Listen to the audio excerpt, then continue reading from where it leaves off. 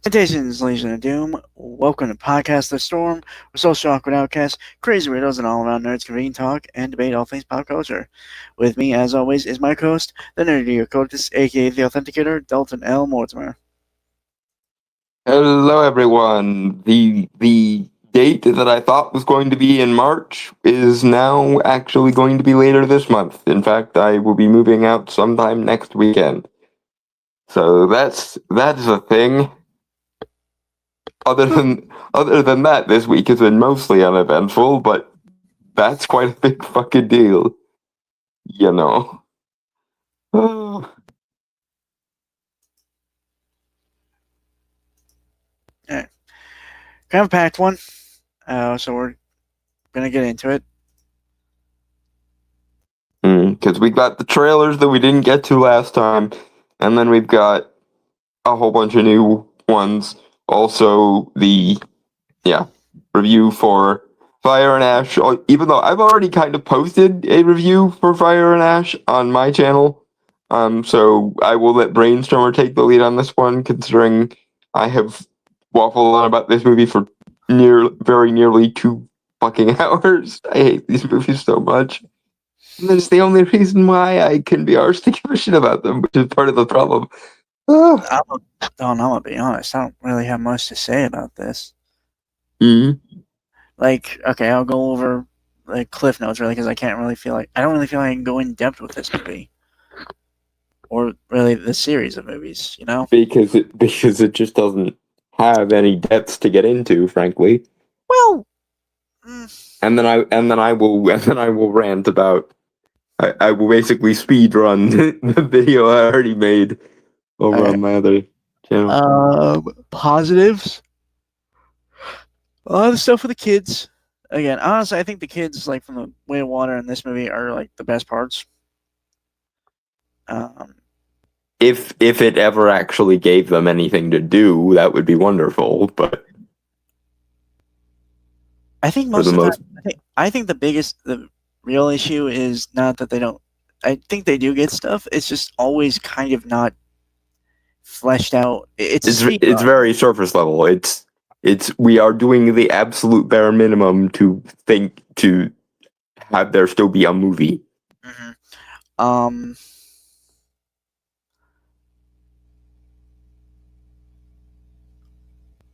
Varang,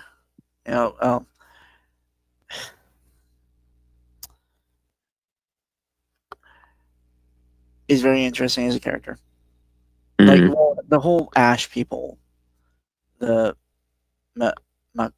should have been the main focus of this movie, like the Met Hyena were for the last one. But yeah, that's kind of. Unfortunately, we only actually got 20 minutes worth of setup for the Ash people. I don't remember, man. I saw this when it was coming out. Literally, I went. The new movie theater I'm going to gets a lot more packed, which is kind of cool. Yeah, that's really the biggest thing I remember going is I was just in a really packed theater. But I was good. Sorry.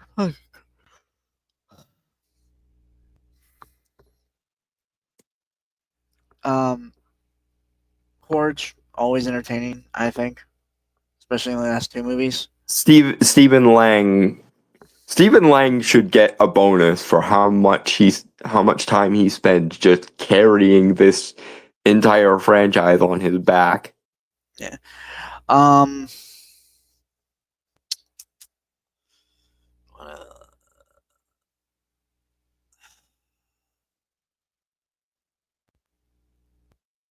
That's about it, actually.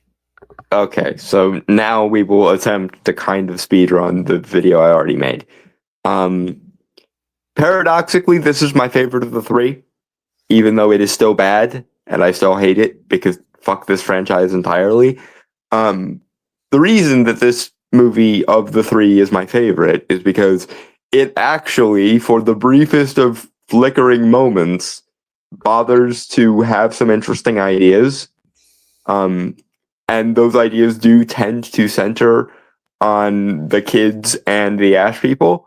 For one thing, we do delve at least a little bit more into like Kiri's like Messiah status to the Navi here, which it threatens to become interesting for like 5 minutes, especially because she uses her shamanic Jean Grey Messiah Smurf powers to give Spider the ability to breathe on Pandora because he one of his breather masks goes dead, and so she gifts him with the ability to breathe on Pandora as well as a interface plug for Awa. And one of the reasons this is interesting is because Kiri uses her shamanic Jean Grey Messiah powers to give Spider this gift and to thereby save his life. Awa basically gives Kiri the cold shoulder for like 90% of the movie until it becomes time again for her to Deus Ex Machina the third act. And that is vaguely interesting. We also briefly jack into like Awa's mental plane with scenes that involve Kiri and scenes that involve Korich, and those scenes are vaguely interesting, even if it is highly derivative of Black Panther, like ancestral plane. And so that is interesting. And then the thing with Kiri kind of gets a double layer of intrigue because all the while you have her literal Messiah being given the cold shoulder by Awa, and then you also have the Ash people led by Varang or Varang. How the fuck do they say it in the actual thing? Because half the time I think they're saying Varang, half the time I think they're saying Varang. I think it's Varang. Okay, well, yeah. The interesting aspects of this movie is this whole thing of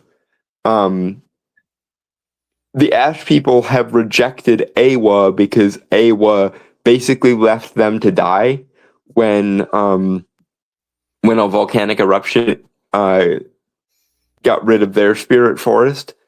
And so you have the Ash people, and especially Varang, who used to be Awa's high priestess, becoming anti-theist. Not in the secular anti-theist sense of they think religion is bad for the people and therefore shouldn't be engaged with, but in the theistic anti-theist sense of there is a God, I know definitively that there's a God, but that God hates us, so fuck them.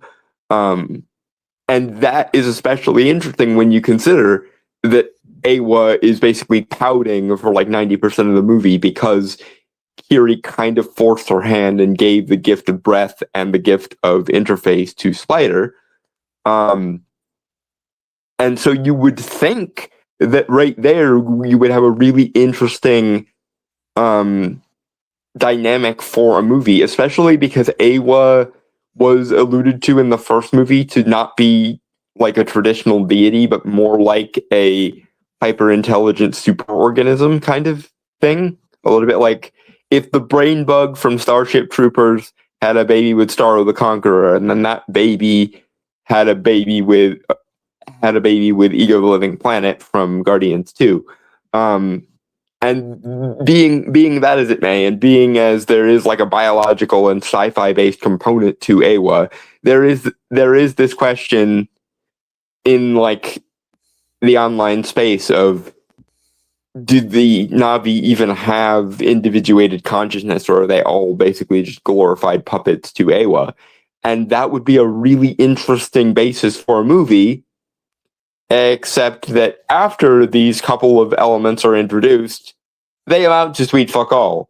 Like I say, Awa pouting and shunning Kiri for disobeying her or forcing her hand doesn't amount to anything, really, because it just results in Kiri basically having her wandering in the desert moment, and then in the third act of the movie, because there's no way for the Na'vi to win against both the humans and the Ash people now. So of course Awa has to do what she's done the last two times and come in and Deus Ex Machina the shit. Now, Quaritch is, as ever, one of the most interesting characters just by sheer dint of Stephen Lang's charisma. And we do literally see him taking on like a dark, twisted version of Jake's arc from the first movie, where the Ash people are his tribe, and Varang is to Quaritch what Neytiri is to Jake. Which I guess leads into another one of my criticisms of this movie. According to James Cameron, Way of Water and Fire and Ash were originally going to be one movie, and it really feels that way, because in Way of Water, and this was one of the main problems I had with Way of Water, the only plot-relevant things happened in the first act, and the rest of the time was mostly just filler. And the same thing kind of happens here, except kind of inverted, where this feels like the second and third acts that Way of Water were originally supposed to have, but James Cameron decided to fill Way of Water with an extra hour worth of naturalistic screensaver material, and therefore he shunted out what should have been the second and third acts of Way of Water into Fire and Ash, instead of letting Fire and Ash be its own fucking movie. And my God, was that a mistake? Because now, instead of one 3.5 hour movie that could have been the most plot relevant parts of Way of Water and the most relevant parts of this movie made into one movie, you've got two nearly 3.5 hour movies, both of which contain an extra like hour and a half of, again, glorified screensaver material, or in the case of this movie, a lot of really redundant plot threads, because instead of developing a new plot for this movie, James Cameron basically just copy and pasted all of the like action scenes and shit from the second movie, which made this movie feel even more redundant, considering that a lot of the plot threads in the second movie were also extremely redundant and nonsensical. So yeah, I really wish that James Cameron had followed his original instinct and cut the extra hour and a half of screensaver out of Way of Water and this movie, so that Way of Water and Fire and Ash could have been one movie, and then we could have maybe had a whole nother movie in the trilogy that could have been more focused on the Ash people. But alas, that is not the world we live in. The world we live in is one where he really desperately thought the movie needed that extra hour and a half of screensavers, and so instead of one 3.5 hour movie that at least moves at a fairly decent clip, you've got two nearly 3.5 hour movies with so much filler it makes me want to cry. I almost want to get like the DVDs of Way of Water and Fire and Ash and see. Oh, I have to get like. I'm probably gonna get a new computer when I get a new house. Yeah, I really want someone to go over Way of Water and this movie and see if they can create something analogous to what might have the original plan been for Way of Water. Like, cut out, like I say, the like hour and a half of filler in both of them, and see if you can take the actual plot relevant bits of Way of Water and this movie and see what happens. And you know what? I just now realized this. You know how in Way of Water, Quaritch and his Smurf Marines kind of just kept bringing Spider along because reasons? You know, okay, I'm also going to point this out. I recently came across a compilation of deleted scenes for Way of Water that add a lot more better context. Okay, this is less of a James Cameron specific problem and more of a Hollywood in general problem. To be But fair, Dear there's also a similar issue. It's why like there was the director's cut of Avatar originally. Yeah, Yeah. but yeah, Dear Hollywood, stop leaving the more interesting scenes and the more plot relevant scenes in the deleted scene category. For the love of fuck. But yeah, what I was saying about Way of Water and how it relates to this movie is in Way of Water they just kind of brought Spider along with them because in a lot of scenes.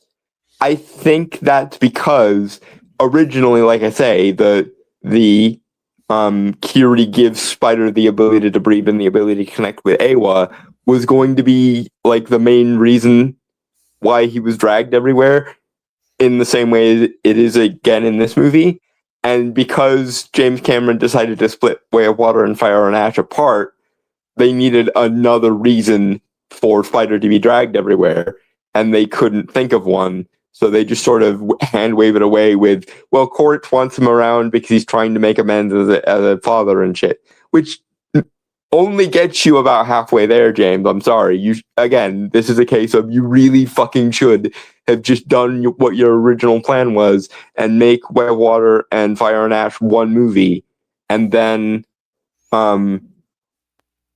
which honestly, Avatar: Water and Fire sounds like a much more interesting title.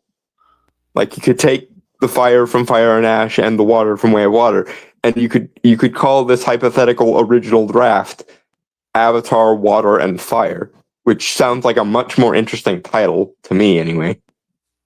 Like, am I alone? Is that actually better, or am I just biased? No, it does. It's a lot more. I'm being completely honest. The two names are very. I mean, Fire and Ash is a little more easier to say. Yeah. Off the tongue a bit better. Mm. The Way of Water always kind of confused me. Because there's not actually like a spiritual philosophy along with the water. It's just the things the Metkayina do. But a lot of the things the Metkayina do in the water, the I forget what the forest Navi are called, were doing in the forest. I don't know. Yeah, Metkayina was the water people. I forget what the wind traders are called. And I don't remember the original fire tribe name. But yeah, there wasn't really a lot of like philosophical difference between the Metkayina and the forest Navi, which is a waste. And I know this is kind of a dick move, but I'm gonna compare James Cameron's Avatar to the better and more culturally relevant Avatar and point out that there was genuine like philosophical and spiritual diversity between the various nations in Avatar proper, that James Cameron really, really honestly could have taken some notes from, because the bending styles in the bending related Avatar actually were linked to like real world martial arts practices, which helped, but also there was a deeper spiritual reason why the benders that were able to bend certain elements were able to bend certain elements. And if James Cameron did something similar with his Avatar, I think these would be much better movies. And he kind of tries to go that route with the Fire Tribe, the Ash people. But again, they get all of 20 minutes in this movie. And if this was a combined second movie, if this was Avatar: Water and Fire, as I'm going to now call it, because I genuinely think that's a better title on top of everything else, we could have left things ambiguous with the Ash people and then focused on them in the third movie. Again, assuming this hypothetical combined Avatar: Water and Fire thing that I'm suggesting. which apparently was kind of the original idea. I don't know if the title was originally different. I'm pretty sure it was just originally going to be Way of Water, but not only does it make sense for a cooler title, but given that it would have contrasted the way that the Metkayina live with the way the Ash people live in their rejection of Eywa and in their like anarchism and shit. I think Avatar Water and Fire would be so much a better title for this hypothetical combined second movie. But yeah, this movie is the best of the three because it does bother to make some interesting ideas, but it doesn't do anything with them, so it's still shit. Hello? Yeah. Right. I just realized something. Given that the Ash people, they cut off, I think they call them Kurus? Yeah, the like USB ports, the bioelectric USB ports, Well, or Ethernet cables, I guess would be a better analogy for them. Yeah, well, so you got the terminology wrong there. USB port, that they would be the... Yeah, but anyway, the Wi-Fi cables that they use to connect to Eywa. Yeah, when they... Okay, because in the movie it's shown that they cut off other Na'vi's Yeah, so they can't connect to Eywa either. No, I know, but what I'm saying is, given that they don't want to connect with Eywa or feel abandoned by Eywa, wouldn't it make more sense that they also cut their own off? Or they did. No, Varang has hers. She has hers because she was the high priestess. The rank and file Ash people, I'm pretty sure, cut theirs off. Varang apparently likes to connect to Eywa specifically to mock her, specifically to tell Eywa about the various ways in which she only they're fucking with her design. From what I remember of the movie, because I saw it like opening weekend, so it's been a few weeks, maybe a month actually. She only I never saw her connect to like a tree or anything, or any of the nature. She only ever used it to dominate other Na'vi before she cut. To dominate them. Oh, yeah. Right, the psychic rape thing. I forgot about the psychic rape thing. I feel like we don't need to go into that. I'm pretty sure you got into it in your video, right? I don't know if I remember. I don't know if I talked about the psychic rape thing because I didn't really remember the psychic rape thing. To be fair, I'm gonna be honest, man. I want to get through this so we can just move on with the trailers and stuff. Yeah, because I really don't think we have anything really else to say about it. Yeah, other than my usual complaint, which is, dear God, how photorealistic naturalism nerfed the shit out of Avatar so fucking badly. And there's no wonder that there's no real cultural impact with this franchise, because there's not really anything apart from that one Quaritch meme from 4chan, which isn't even a speech he gives in the movies, even though he probably realistically could have and should have said something similar. Apart from that, and apart from some of the things the Ash people bring up, because again, this whole thing of, does Eywa actually give the Na'vi free will, or are they all just like bioengineered puppets for her? Like, all of that is actually more interesting than most of what the other two movies have done altogether. But even that, like I say, they only give the Ash people like 20 minutes of uninterrupted screen time to do their own thing, and so we don't even get to. And like I was saying at the top, it is criminal to me that there is never, to the best of my recollection, a scene between Kiri and Varang. Never. Despite the fact that dynamic is easily the most fascinating dynamic in the whole fucking thing. You're wrong. There are a few scenes, but nothing as in depth or. But they never. Does Varang even find out about the fact that Kiri is essentially Awa's like embodiment, like the Jesus of the Na'vi, so to speak? I don't think it's outright said. I think it's implied when Kiri connects with Varang and scares her. Okay, so they do vaguely address it, but again, why is that not the like philosophical backbone of the movie? Here you have a spurned high priestess who has now become an anti-theist anarchist who literally wants to burn down her former deity's grand design because she thinks of her deity as a manipulative parasite. And here you have the like Messiah-esque embodiment of that very same deity who is actually going through a separation from that deity because that deity is mad at her. God, there could have been so much interesting.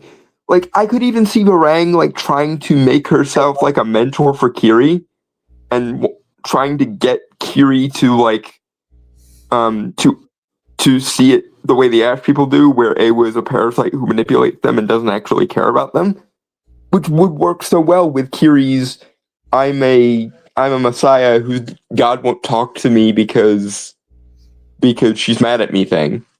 God, that could work so well. Moving on. Yeah, moving on.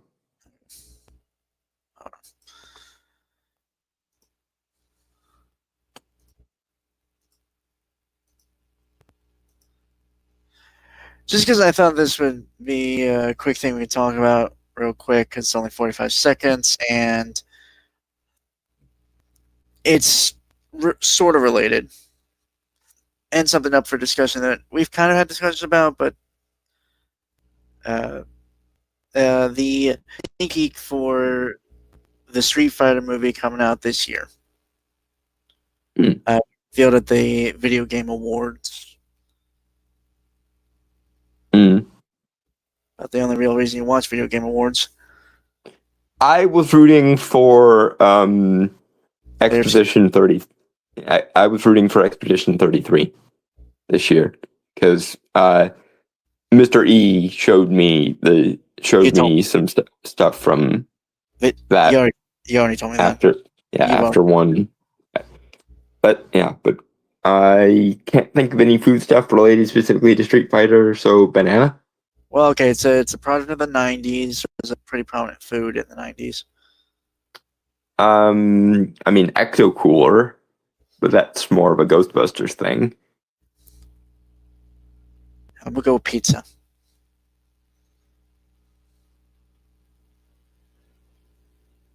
I don't know. Just every time I think pizza, I think 90s as well. So, or 80s, 90s. I mean, have you guys stopped having pizza since the early 2000s? What's the deal there? No, I'm just saying all the movies I've watched from the 80s and 90s, pizza was feature kids going to the pizza parlor and getting pizza after school, or remember the Weekenders? The Weekenders that was in the early 2000s. They always got pizza together. Anyway, for lack of more thematic foodstuffs, banana.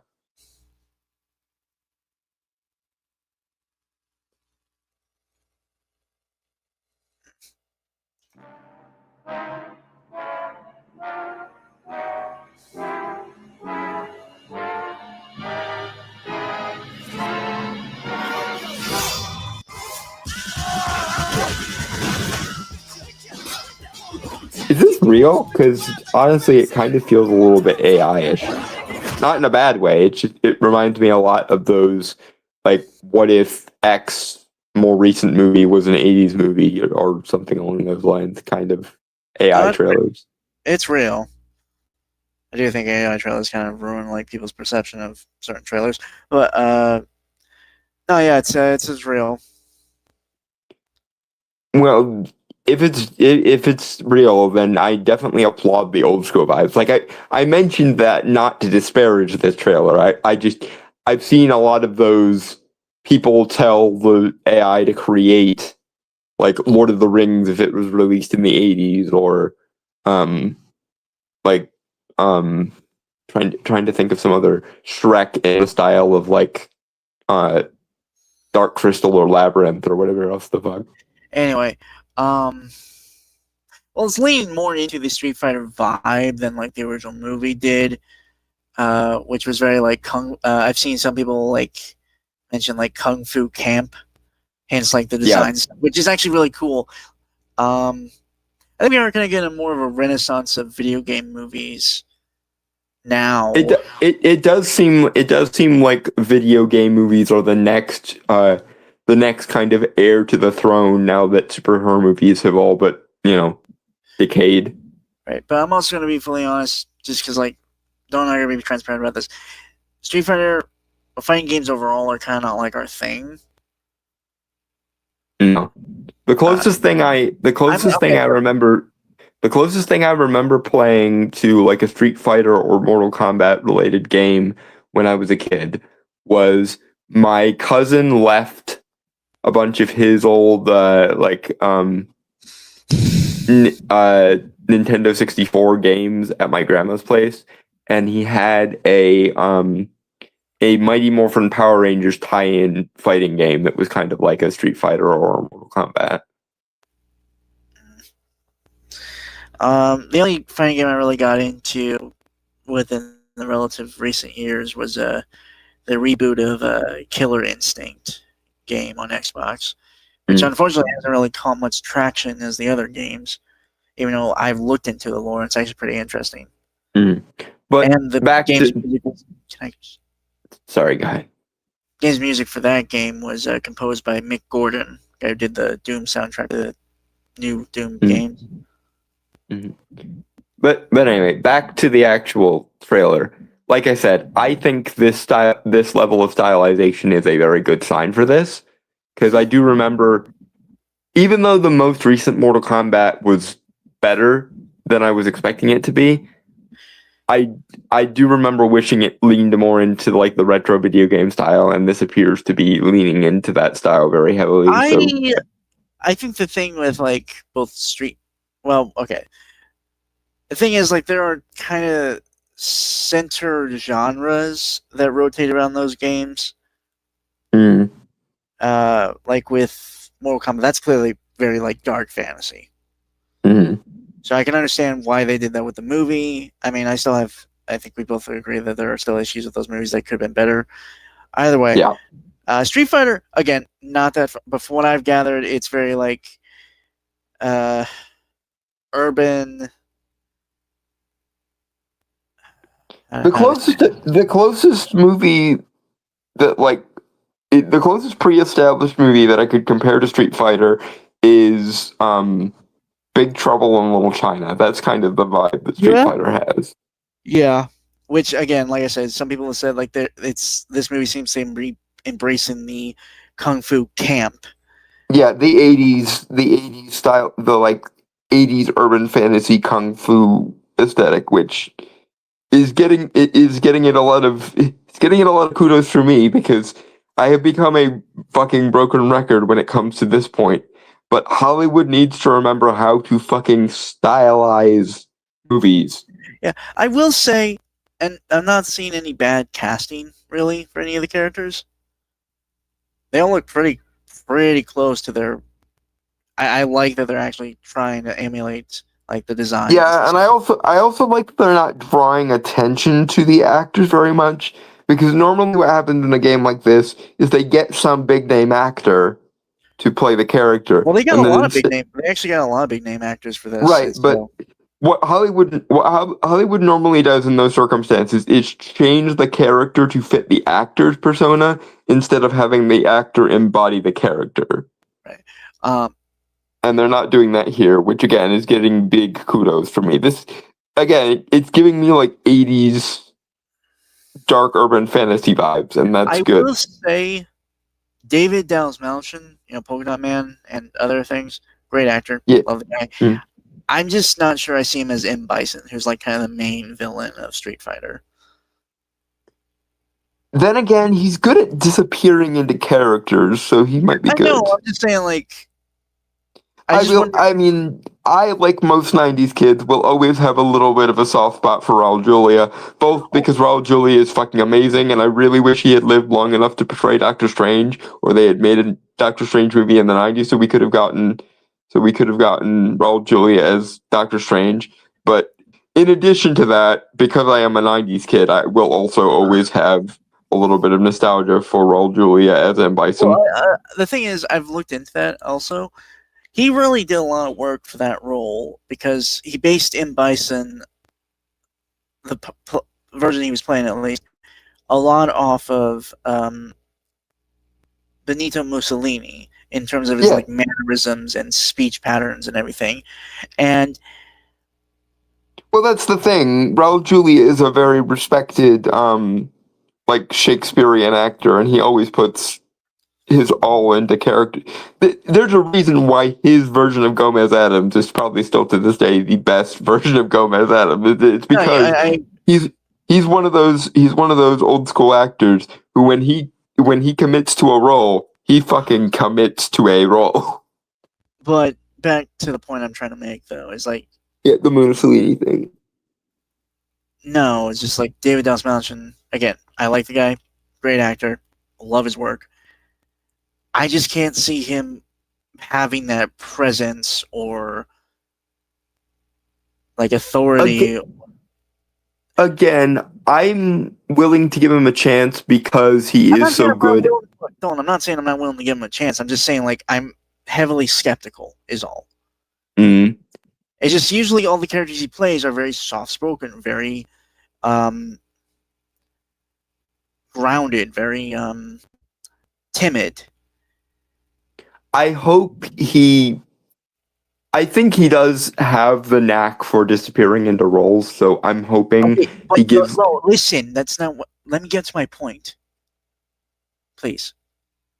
The point I was trying to make is I just cannot see him personally, because with M. Bison, that kind of character is very grandiose, very, he's a 90s villain. He's a showman. Yes. I just can't see that with David Dastmalchian. That's my problem. That's certainly him playing. I get kind of what you're saying because it's kind of him playing against type because he always gets cast as like these very like, as you say, soft-spoken like hipster art house characters. Even Polka Dot Man was that way to some degree. But I think he's a good enough actor that he will disappear into the role and therefore bring out that sort of flamboyance. And given, because David Dastmalchian is one of those actors that takes acting like as a craft seriously, so I wouldn't be surprised if he didn't end up like watching a bunch of Raul Julia as M. Bison clips and like taking influence from M. Bison. But I suppose we'll see. I also think another thing we got, because we might do a review of this, maybe. I'm probably going to see it just out of, like, it looks fun from just this. Well, I mean, we're covering the trailer, so we probably will cover the movie when it comes out. Yeah. Another thing I think we can both agree on, given that it's a fighting game, the action has to be, like, top tier. Well, yeah, and they have to realize the power as well, which they tried in the most recent Mortal Kombat, and I'm hoping they will do better even still in the sequel to Mortal Kombat. But especially given how stylized things are looking already, and we haven't even seen any action bits. Well, no, there is. We have. It's been rather quick cut. Yeah, but in any case, they need to, like, it's very clear that whoever is behind this is taking from the, like, 80s, like, grandiose camp urban fantasy / action mold, like a Big Trouble in Little China or something along those lines. And that, I think that is the right course to take, especially if you're trying to channel as much of the video game into the movie as possible, which is also the right course to take. That being said, then, that means the attacks need to be just as over the top as they are in the games, which is quite a bit, to the point that quite a lot of the memes that are made about Street Fighter are made about the over the top nature of the special attacks and things. I mean, hell, Family Guy has made references to the freaking Sure You Can thing, and of course the famous DBZ abridged take on it, which I mean fits very well with Dragon Ball just on the face of it, because it's literally those kind of energy attacks that are usually the special moves. But in any case, given that this movie seems to be going the right stylistic route for Street Fighter in the trailer thus far, I want to see that carried through, which means the finishing moves and special attacks have to be as over the top and badass as possible. Okay, so I looked up who's directing this. Mm-hmm. Kaito Sakurai. It's a Japanese-American writer and director. Has he done anything of significance, or is this his star-making role as a director? Okay, let me talk. Sorry. So he first kind of, from what I'm looking at in his directing credits, first thing he did was like a short in 2002, then directed a movie. He's done shorts. Did the Eric Andre show. He's worked on Twisted. He's directed a couple episodes of Twisted Metal. Okay, but this is his first big blockbuster movie, then. So it is his first like step on the broader stage, presumably. Unless you can find any other stuff he's done that. Because I know I haven't heard of him, and I keep a pretty close eye on the like blockbuster directors and things. Yeah, I guess you can. Yeah, this more or less would be his kind of big break. Yeah, if this is his star making position given there is Eric Andre seems to have like some type of cameo in here in the sneak peek also. Something makes sense. Yeah, if this is his first go around the big time, then I will watch his career with interest, because again, I think, and maybe this is just because I continuously beg Hollywood to remember how to stylize shit properly. But this is giving me, although different, because it's obviously a very different property, but this is giving me the kind of optimism I haven't had since I watched the trailer for Multiverse of Madness. And if this is his first run at bat, essentially, I will watch his career with a lot of interest, I think. Move on. Yeah, banana. Pizza.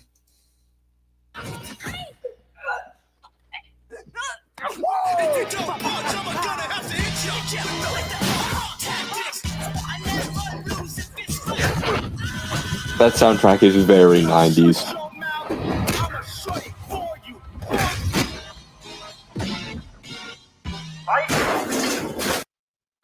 They even have them beating up the car. The more I see of this, the more impressed and optimistic I get. And the thought that this is someone's first go at the big time is just... This guy might shortly be on the same list as Michael Dougherty. He's in his mid-40s. It's kind of sad it took him this long to make it to the big time, but yeah, this guy might wind up being in the same list as Michael Dougherty, and guy who did Dr. Sleep, Mike Flanagan, where I will watch pretty much anything they're involved with. If this movie is as good as it looks, now mind you, some of that might be the trailer doing the trailers thing, but like, this movie is as good as it looks. I started out as very cautiously optimistic, and now that optimism is moving into full-on optimism territory. So you'll even watch Mike Flanagan's Dark Tower series whenever that comes out? Yes, even though the Dark Tower book series is largely crap, and although you know what, if anyone can improve it, it will be Mike Flanagan, because when Mike Flanagan does something Stephen King related, it's almost always fucking gold. So if anyone can make something of substance out of Dark Tower, it will be Mike Flanagan. I really wish he would adapt Eyes of the Dragon first, because I think that's the better use of like Flag in a quasi mythical context.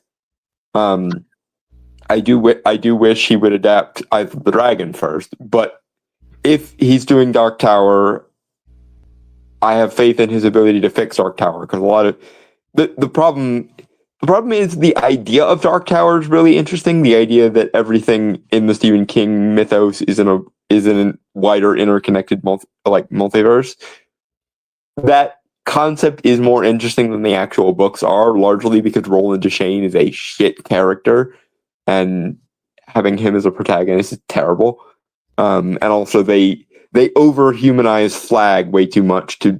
Rather than raise Roland up to Flag's level, they bring Flag down to Roland's level, and it always nerfs the character. But I have faith in the as yet infallible combination of Mike Flanagan and Stephen King. Because something about the way Mike Flanagan does things just makes him excellent at adapting Stephen King for whatever reason. Although, speaking of things I want Mike Flanagan to do at some point, can we please get a better version of Needful Things? While Mads Mikkelsen is still alive to do a version of Leland Gaunt, can we get a better version of Needful Things that actually follows the book more and follows the like quasi Lovecraft references of Mr. Gaunt, instead of making him the generic devil for no reason? Because Max von Sydow did well in the role and everything, but that movie was made in like the 90s, and in the 90s, fidelity to the book wasn't really a thing.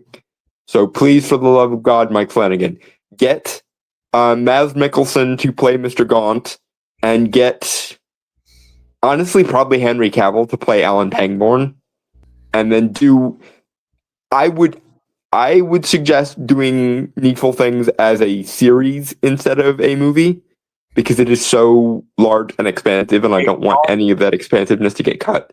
But while we're wish listing Mike Flanagan to do more Stephen King adaptations, better version of Needful Things, but are closer to the book. Moving on. Banana. That was it. Next trailer, Supergirl. Dawn made his position on everything known. We're moving on. Yep.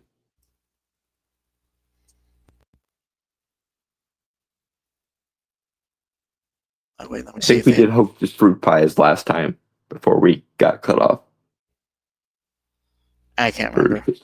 I'm pretty sure we did. Yeah, I'm pretty sure we did the Hostess Fruit Pies reference, which I actually saw in Dexter's Laboratory before I saw it in a comic. Funnily enough, I think I mentioned that before. Okay.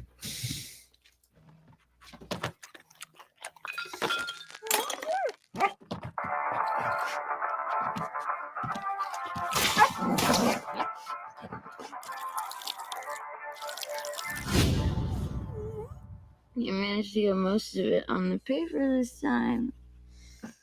Good job, buddy. I don't have much to say, really. The movie is going to have a hard time making us like her, I think. I think you're wrong. Okay, no, actually, tell me why you think that. Because I think to a large part of the audience, she's just going to come off as an even more insufferable version of Captain Marvel. Why? The ditzy drunk thing is you're gonna have a hard time making that into a likable character. Ditzy drunk.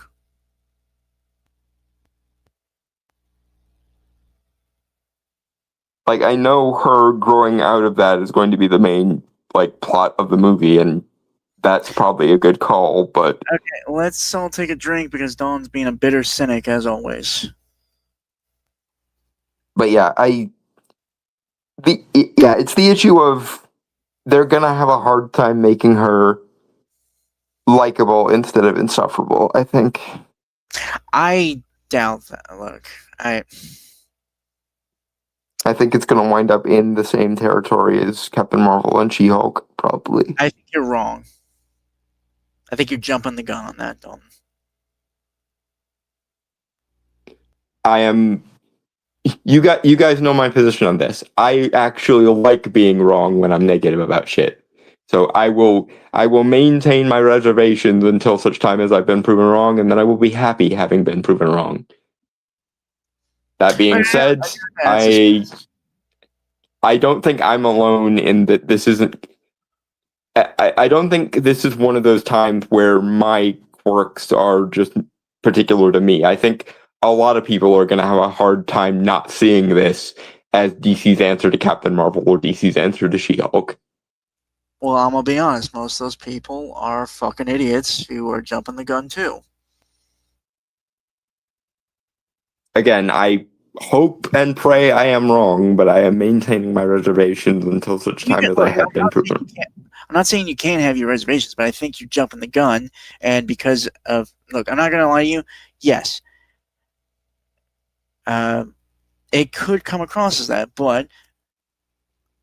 mainly because I have watched this trailer several times, and I understand where they're going with this character, because I myself am a writer and can kind of guess, even though I don't like doing that because I like to be more surprised than anything. But I just hope it lives up to your expectations instead of living down to mine, is the thing. I also want to point this out. I think you are also incredibly biased given that we've not been given truly good female characters in the superhero movie genre as of late. Not in a bit. Stargirl notwithstanding, because Stargirl, from what I've seen of it, Stargirl is good. And no complaints. And everyone knows how much I fucking loved Agatha all along. So, like... but what I'm saying... What I'm saying is, like, there hasn't been a good precedent that's been set. And Cornsweat's Superman was a shaky foundation to begin with, so there's that too. I know a lot of people liked it, but there are a lot of flaws in that movie, and a lot of those flaws I can't overlook. I'm not denying the flaw. I think some of the flaws you think there aren't flaws, and you're just being kind of... I'm not going to say nitpicky because that's not it, but I think you're not pedantic. Have you watched it again since you saw it in the theater? Not in its entirety. I've seen clips and stuff, and watch it again at home and tell me it holds up as well as it did in the theater for you, because I don't think it will. A lot of people who were ride or die for that movie have since come to the conclusion that it's not as good as they thought it was. So I've never said it was perfect. I know, but I'm saying that even a lot of people who were myopically ride or die for the thing have since come around to the position of it wasn't all that good to begin with. So I am curious, upon your second actual viewing, will it hold up for you, or will some of the things that I criticized about it be more apparent to you on the second rewatch? To be fair, when I was watching it in the theater, I was also very critical of it, but I also saw that it was actually fairly decent. It was a massive improvement on Man of Steel, but that's largely because Man of Steel was a piece of shit. Unfortunately, to put this as simply as I can be a massive improvement on a piece of shit and still be bad. Okay. I still think you're being a little overcritical, but no, that's again, I am curious what you will think when you rewatch it, because even a lot of the people that were ride or die for the fucker have Okay, since but come around to it's not all that good. So I'm curious what you will think upon your second viewing.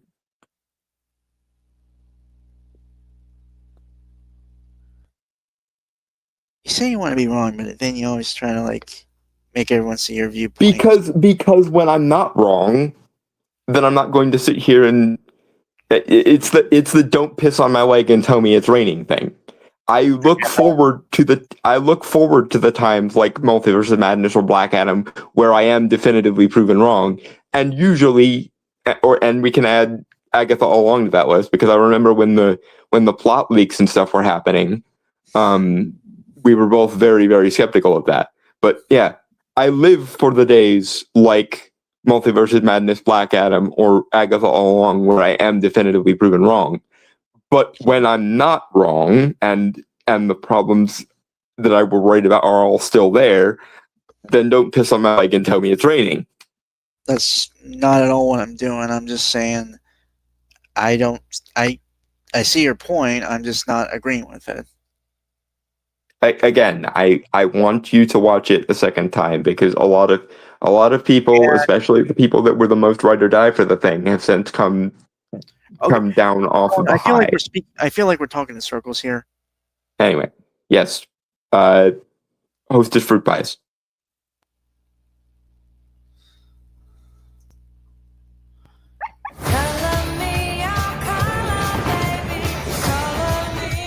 Hi, cars are out.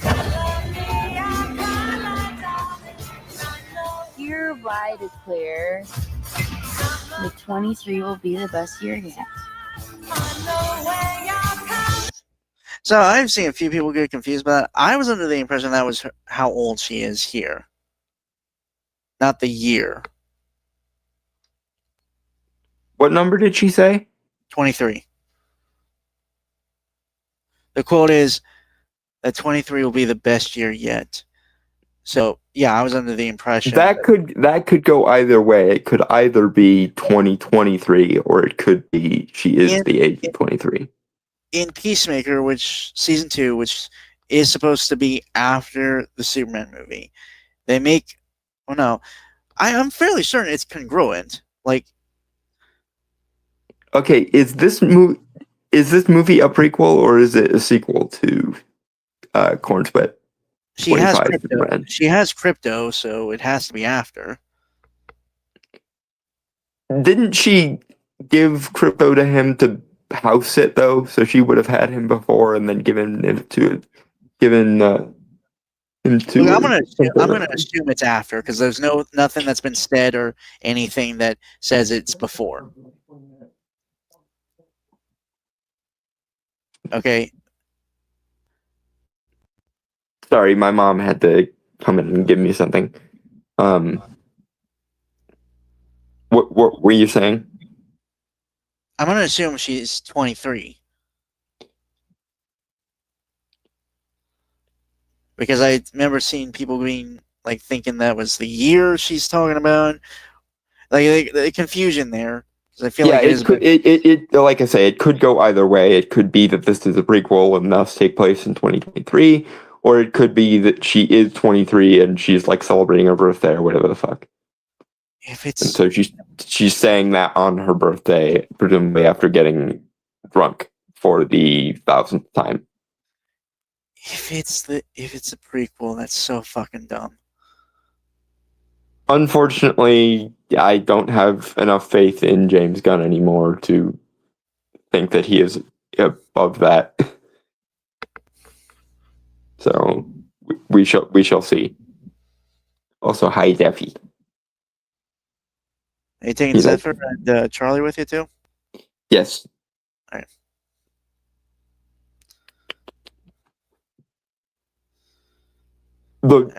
The car ride will probably be the most difficult thing because cats don't like getting in cars very much. But I'll keep him in his crate on my lap, and that should hopefully help calm him down a bit. Charlie too, or yeah. Although we're thinking of having Mom bring Charlie down the week after, just because we don't know we don't know how he'll take it living in a trailer park as opposed to on our land, which is out in the middle of nowhere. So he has a whole cornfield and hedgerow to play in outside. I never mentioned it was a trailer park. Okay, so you're not beating the hillbilly allegations, okay. You just assumed that my double wide was a trailer all this time, which it isn't. No. I just thought it was a house in the middle of nowhere. Yeah, which it is, and yeah. Which still Trailers are cheaper than apartments, especially in this economy. That's why that's why me and my buddy are living in one. Anyway, and by the way, the place I will be moving to is in a small city, so you can't quite so you're a redneck. It's not that's not really a big step up. One of these days you're gonna try that and your head's gonna explode scatter style. I swear to freaking Hecate. You love me too much to do that, so. I do, but then again, I suppose there's the classic Felix Faust from Justice League Dark line of just because you're dead doesn't mean you're beyond my retribution. I could actually see myself doing that if you ever do die. Just a little bit like Cain and Abel, just kill you every time you're annoying me and then resurrect you out of annoyance when you're gone.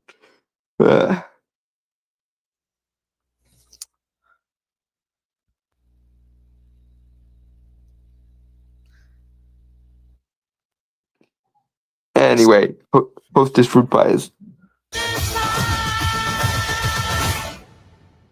Let's be honest, babe. It's not a very high bar to clear. I didn't know any of you were still alive. What was it like to lose everything in a day? Raton didn't die in a day. The gods are not that kind. You're not cat? Yeah, see, that's why I don't agree with you that they're just going to stick with being the ditzy drunk. I honestly think even like at the beginning, they're going to show that there's a lot of trauma underneath. Well, but that's only part of it that has me worried. The other part of it is when she's not being a ditzy drunk. She's being kind of a stoic bitch. Okay, and stoic bitch does not bode well for likability for female characters. You know, I'm not going to ask because I know the answer.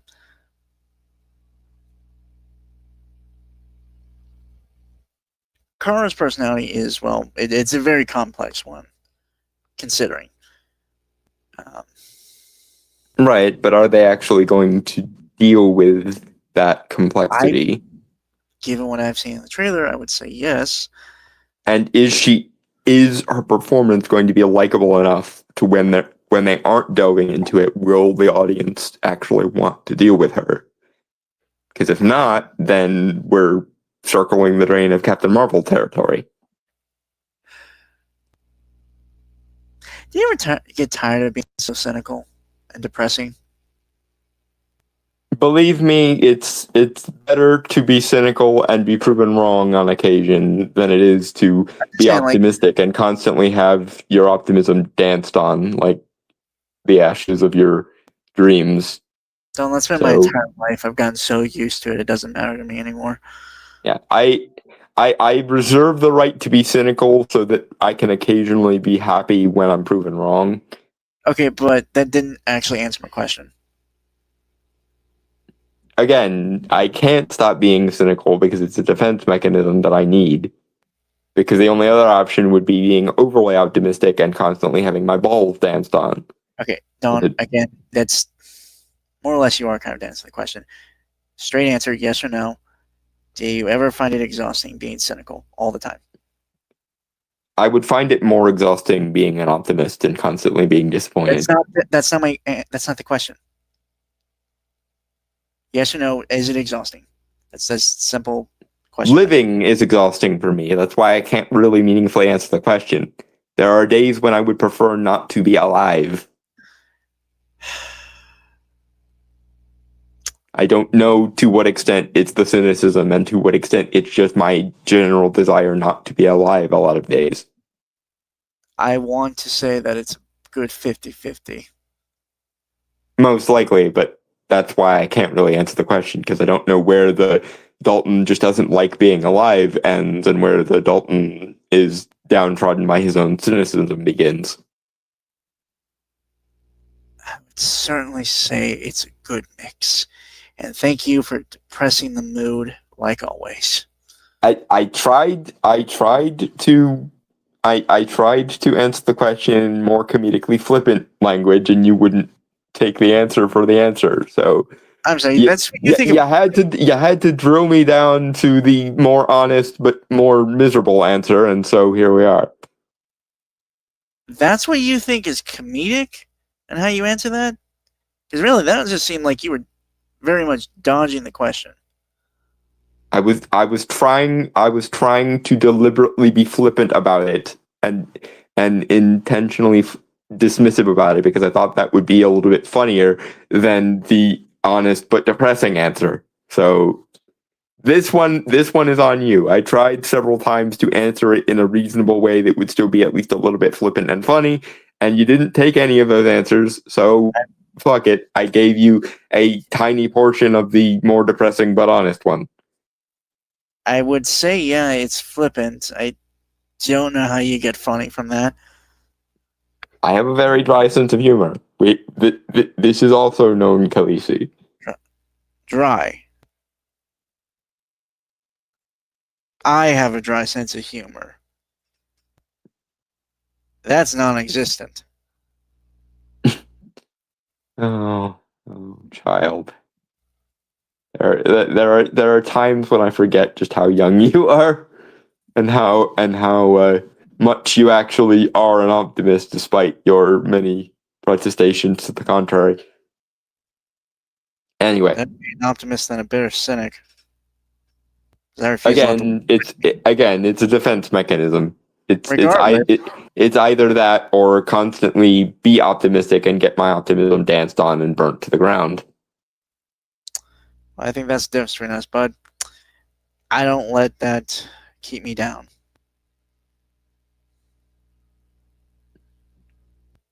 Mine doesn't really keep me down either. It just prevents. It's an airbag for disappointment, and I fucking need that sometimes. Well, I'm so used to disappointment, I've just learned to move on. Anyway, just stepping away from the almost therapy ledge and back to being unfortunately pessimistic about the Supergirl trailer while you try to argue me out of it. I'm not trying to argue out of it. I'm just trying to point out that I think you're being a little too knee-jerk in the reaction. If I'm wrong, I will be grateful for being wrong. If I'm right, then the cynicism will act as an airbag for my disappointment. Okay, I'm not. Look, if I'm wrong, fine, so be it. I'm just saying. I just feel like you're being rather aggressive in the cynicism. Is all. That makes sense.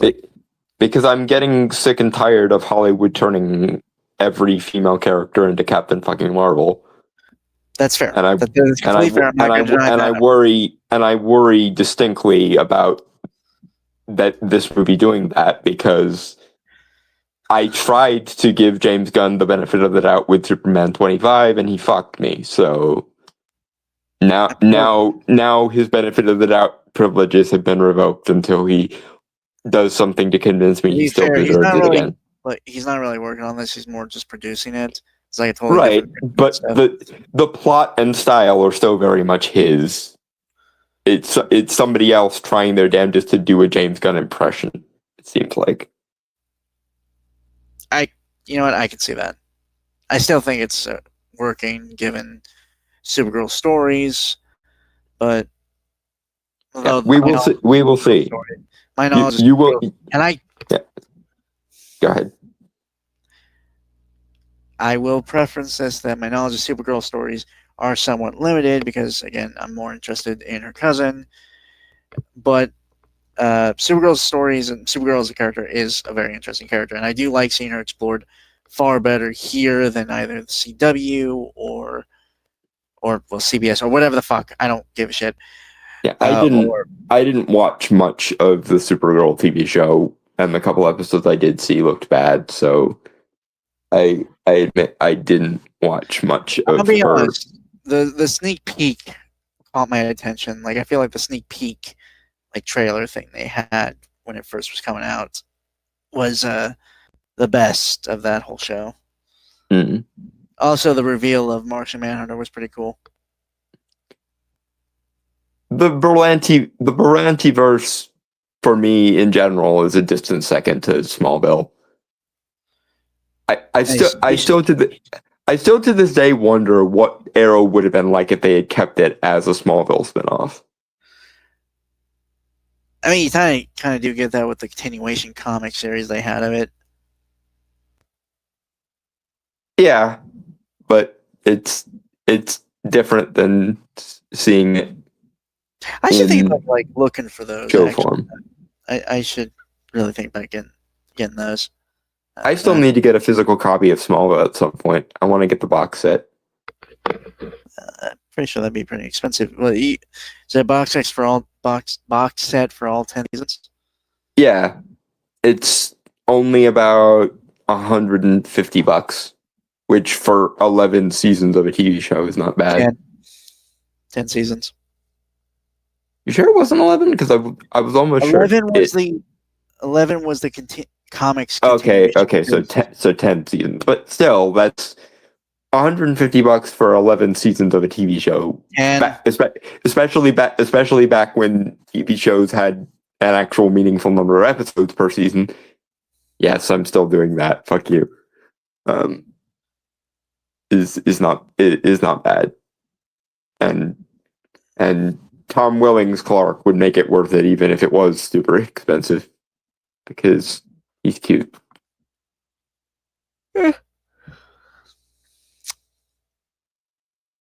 Yeah. Anyway,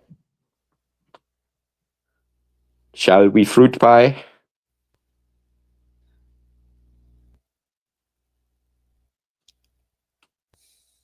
I thought of a joke, but I don't know if I should say it. Say it. Frankly, after the coming up to the therapy abyss, we probably could use the joke.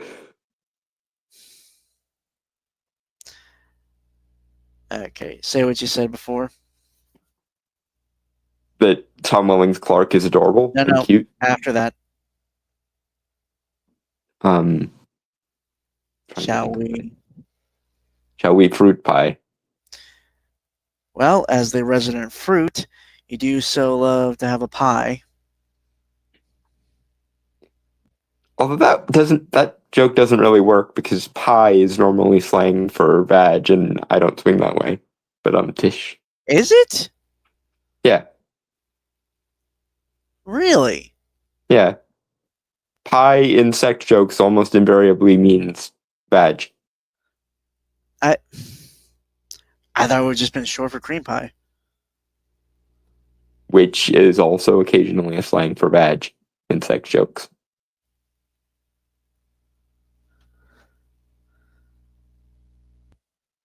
Huh. This shouldn't surprise you. You know how certain people use whipped cream and shit in sex? Not to mention that it can also work as a metaphor for, splooge. Not the second part. I didn't know that was okay. Huh. I sometimes forget how sheltered you are occasionally. Given how dark and traumatized so much of your childhood was, I am still occasionally surprised how many things you're kind of sheltered on. I feel like that term hasn't been. I've never heard that term used before. Is the thing. Ask your uncle about it next time he does an innuendo. No. Would you guys know about that shit? Okay, look, okay. Would you ask your mom about that terminology?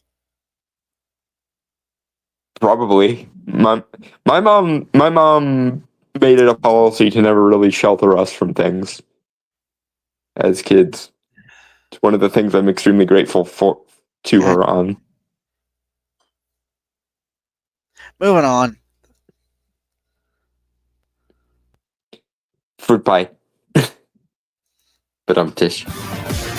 Actually, hang on. I've gotta open up my door because F1's in and out, and I don't like him being stuck. All right.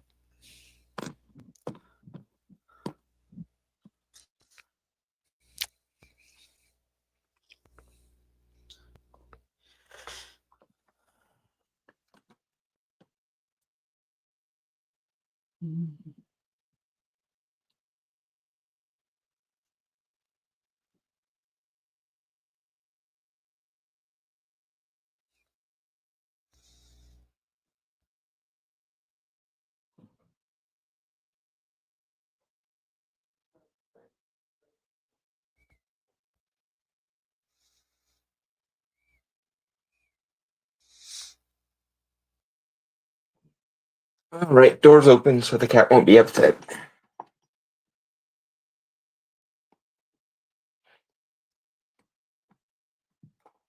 All right. Let me. And the host is fruit pie.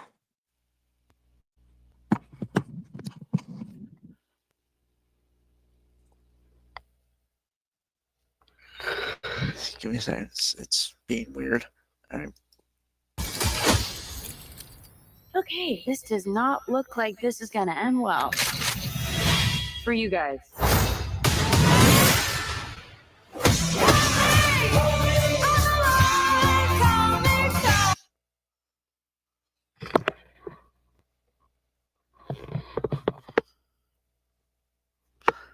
Yeah, I got really nothing to say.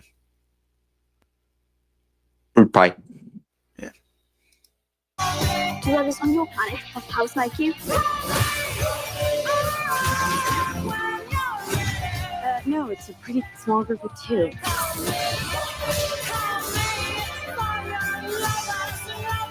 Not Superman, like. He sees the good That everyone. line raises a question. Battle City of Kandor canon to the DCU?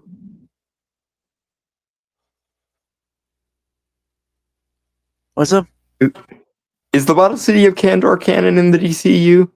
I mean, there was a shot of it looking like it was being bottled, but so far, I haven't. Well, and given Brainiac has already been casted for Superman, and for the next Superman movie. Well, and there were a lot of like Silver Age Easter eggs in the Fortress of Solitude there. So like, I assumed that the Battle City of Kandor was canon, although I guess Kara doesn't count them because they don't have their powers because of Well, the. no, I don't think they know about the Bottled City of Kandor yet. Is what I was saying. Okay, so maybe that'll be brought up in the sequel, and presumably that will also help clear up the clusterfuck that James left flapping in the wind with the whole Kryptonians as basically Viltrumites thing. Mm-hmm. Because one way or the other, that has to be addressed. Although what Kara had said that Krypton didn't die in a day implies that there was a major shift in the culture of Krypton or something. Like it was decaying in some way, not just. So you think the like genetic supremacy thing might be like a doomsday prepper shit gone wrong kind of thing? That, and also, okay, you remember The Man Who Has Everything, that storyline? Vaguely. I more remember the episode that was called that than the storyline. For The Man Who Has Everything, it was written by Alan Moore.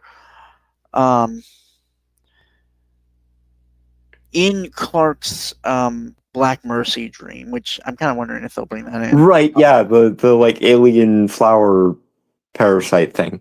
Yeah, that made him hallucinate his life on Krypton. yeah. It's changed very drastically in the cartoon comparative to the uh, Because as I comic. recall, the original comic was a lot darker, which, I mean, it's Alan Moore, so that doesn't surprise me. But so the basic idea was that Clark is living, as Cal, living on Krypton and all that. And there's major political strife aboard happening on the planet. And his father, who is like part of a very like traditionalist movement, very like allegory for a certain group that we'll keep nameless, but I'm sure everyone knows at this point. I mean, we sort of saw the political landscape also in the pilot when Jor-El was arguing with Brainiac and shit. Yeah, but and Kara was part of the like new age kind of group that was fighting for like more progressive ideals and stuff like that. So they might kind of be taking inspiration from that in some form or fashion, while also mixing in, like Tom King's Supergirl, Woman of Tomorrow. I do like the idea of the world ending for Krypton might have instilled some kind of apocalyptic genetic supremacy thing. That would almost be excusable. I think there are still a lot of issues with Clark's birth parents being a member of that particular sect. Yeah, because honestly, I could see it being more acceptable with General Zod, which with what they did more so in Man of Steel. It's just like, look, and I think I explained this when we did the review of the movie when we brought that up. And I'll kind of go over here again with Jor-El and Laura Vaughn, Superman's parents. I have always seen that they were always good people. Yeah, like even though he was raised against, Clark still had an inherent goodness about him. Sorry. Go ahead. Well, okay. Recently, I was looking into the Absolute DC universe, and Absolute Superman is actually a pretty cool version of Superman because he grew up to be a teenager. Basically, he has Kara's origin. Though that Krypton in the Absolute universe, a little spoilers for anyone who hasn't read that, had a caste system where one group. So kind of like what they did in Snyder's version. Yes, whole, but not like, based on genetic. But not based on genetics, based on intelligence. Okay, so they're doing Brave New World essentially. Not the Captain America thing, the actual Aldous Huxley original. I never heard of that story. Okay. Oh, sweet summer child. You've never heard of Brave New World? I am 26. And please keep in the fact that I had a very kind of busy life. Yes, the infinite childhood trauma jutsu. Yes, fair enough. But I can't believe you've never heard of Brave New World just out of like osmosis. Because then again, you came 4 years after me in the American educational system, and apparently they never made you read Fahrenheit 451 or 1984. So I guess I shouldn't be surprised you've never heard of Brave New World, considering that Brave New World and 1984 are kind of the flip sides of each other. Yeah. So, one was the I can't remember if it was the Men of Steel or something cast, which was like the laborers. Mainly, it was people that were dissidents that were labeled there because his parents were actually super intelligent, but because they went against the grain of Krypton's like upper caste, they got knocked down. Yeah. Just to fill the gap that your ass of an education apparently left you, Brave New World is by a guy by the name of Aldous Huxley, and while 1984 was about a dystopia of displeasure, Aldous Huxley's Brave New World is more based on a dystopia brought about by pleasure. But in addition to that aspect of the story, there's also a genetic caste system where you've got the alphas at the very, very tippy top that are both physically and mentally perfect. Then you got the betas. Then you got the gammas, iotas, and at the very bottom you've got the upsilons that are basically like one notch above apes in terms of both intelligence and physicality. So it seems like there was some not 1984 Brave New World influence on this particular version of Krypton. You probably should read Brave New World at some point. I'm curious what you would make of it, because there's a lot of really interesting dynamics, because basically the main plot of the novel is someone from outside the society, from outside the Brave New World, comes in from the outside, and he was raised more like a normal person, and so he finds a lot of the caste system and things structured weird, but everyone else finds him to be weird because everyone is so happy, because it is, like I say, a dystopia based on pleasure rather than torture and shit. Right. But what was it? Right, going back to Jor-El and Lara. Class Even- traitors is where you were at. What? You were at the part where they're class traitors, so they get knocked down to the servant Right. class. Again, absolutely. They raised Cal, who was kind of starting to become more of a independent thinker among his people, kind of an outcast among his peers and stuff. The thing I was gonna, and when Krypton blows, because of overmining of the planet and stuff by the higher caste, he gets to Earth again like a teenager, gets raised for a few years. He still crash lands by the Kents, who do take him in still and raise him. But anyway, back on point. The point we were both kind of getting to was, the Kents weren't Clark's only source of goodness. Originally, Jor-El and Lorna were also just kind of inherently very upright and moral, and then being raised by the Kents just amped that. And then, of course, in some versions, you actually have Jor-El know the Kents from before when he was on Earth for some reason. I think that's how they handled it in Smallville, for example. Yeah, there's actually a yeah. comic I remember of Thomas and Jor-El meeting just randomly. It was a whole thing. Thomas Wayne and Jor-El meeting.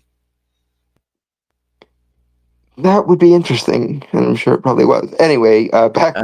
We probably should move forward, and I don't know. It just maybe they'll explore more here with Krypton and stuff. I'm just it definitely rubs me the wrong way that Jor-El is not the high-minded, extremely ethical scientist that he's supposed to be. It feels, and I think I said this back when we were reviewing it, it feels like James Gunn and it feels like a lot of Superman writers have this problem where they're so much more familiar with the deconstructions of Superman, like Omni-Man and Homelander, that they've forgotten how to do Superman straight. And it's kind of a problem. I don't think it's as much of a problem in the DCU as it often is in the comics, especially lately. But it is still like that was not even that wasn't even the um worst thing about the movie from my perspective, but it definitely does kind of feel a little bit like people in general are more familiar with characters like Homelander and Omni-Man than they are with Superman proper, and it makes it hard when people don't seem to believe that they don't seem to believe that a being as powerful. I've made this point a couple of times, but it seems like a lot of writers of Superman make the mistake of agreeing with Lex Luthor that no one that powerful could also be that idealistic and innocent, and that's wrong, fundamentally wrong.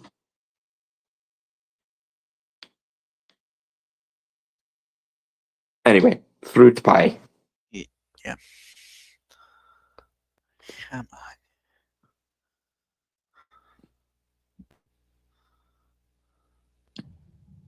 And I see the truth.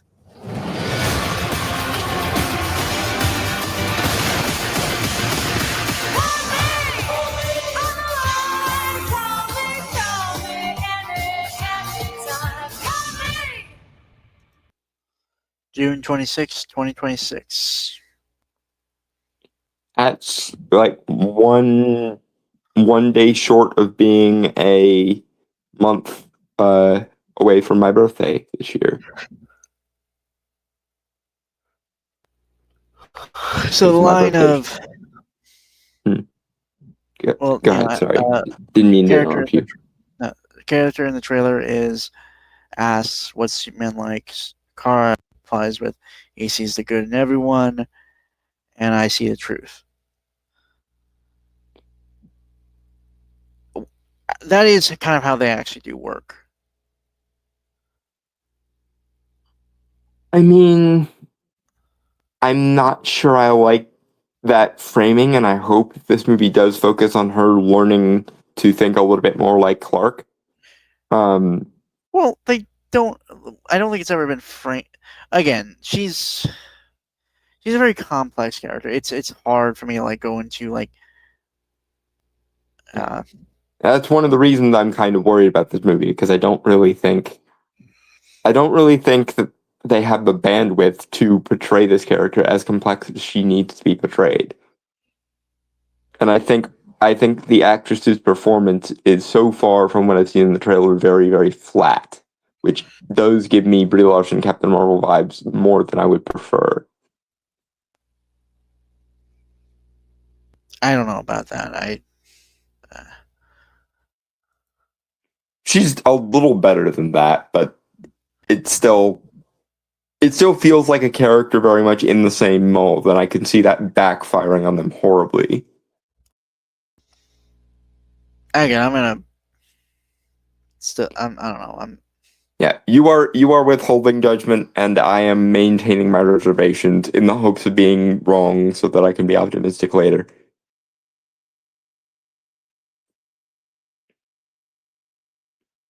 But this is the very definition of expect the worst, hope for the best.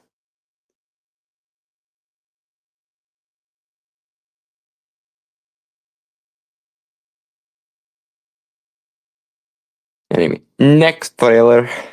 Yeah, give me 1 sec.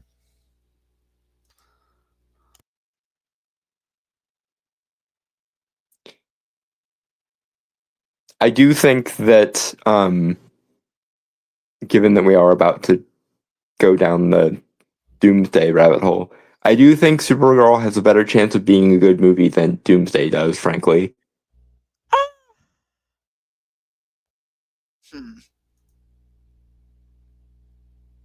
Because Marvel is so caught between a rock and a hard place. DC's main problem is I doubt they'll be able to get their universe off the ground in the first place. But Marvel is caught between so many rocks and so many hard places here that it's going to be hard for them to thread that needle. Anyway, I am going to go to the bathroom, and when I get back, we shall trailer.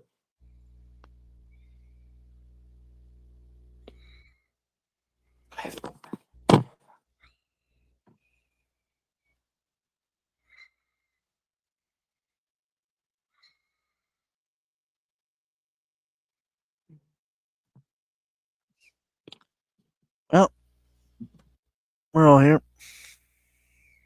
Or whoever is. Oh, we've gone. Hmm? I thought you were gone already. Yeah, sorry. I'll be back. Uh,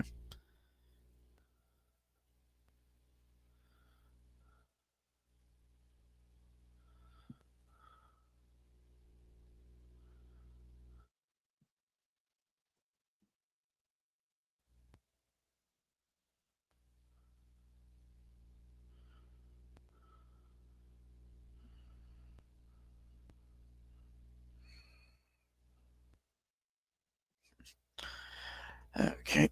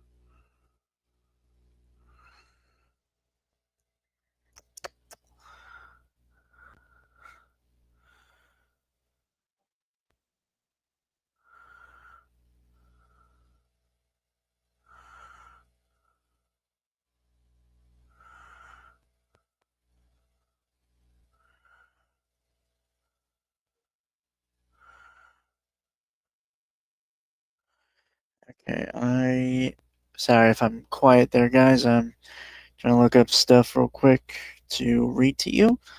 Give me one sec.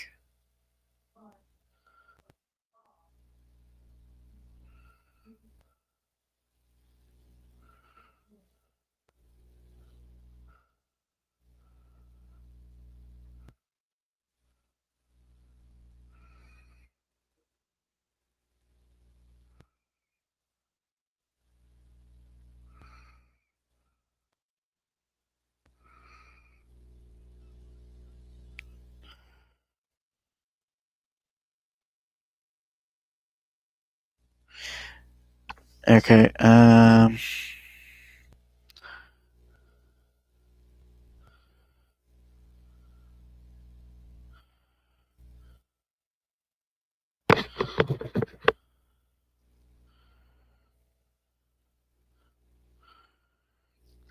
alright, so I'll be reading Phase 1 from Avengers Mightiest Heroes. World's about to break, tormented and upset, lost for when we wake, with no way to go back. I'm standing on my own, but now I'm not alone. Avengers, assemble. Always will fight as one, till the battle's won. With evil on the run, we can never come undone. Assembled we are strong, forever fight as one. Okay, I know it was short, but um,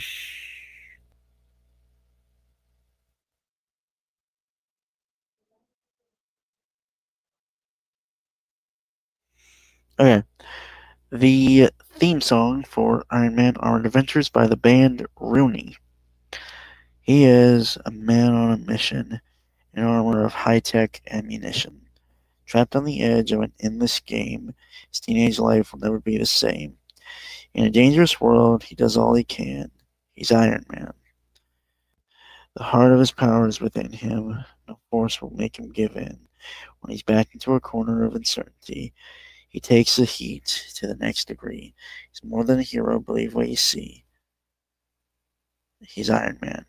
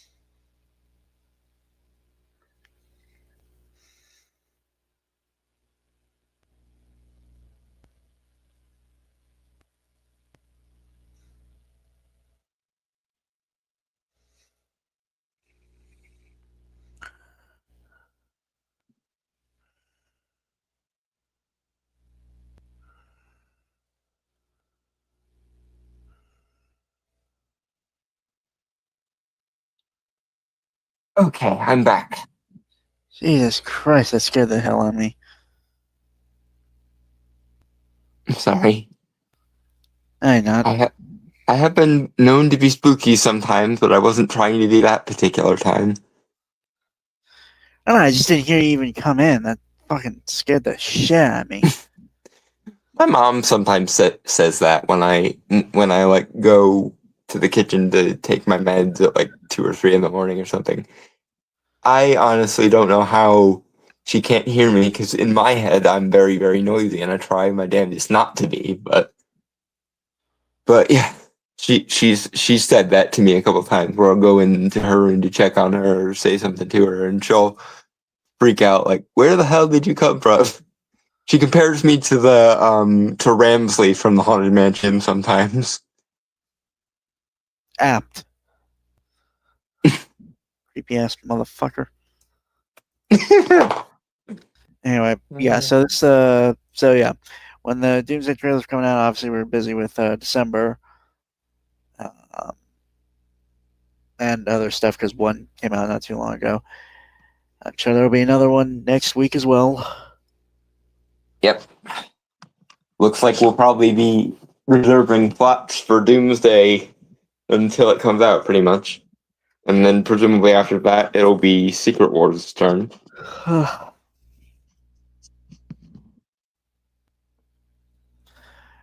So yeah, we're gonna do the 3 that have come out so far, which have garnered a lot of acclaim. Well, not acclaim, but have gotten a lot of attention, obviously. A lot of coverage in a lot of places. Yeah. I'm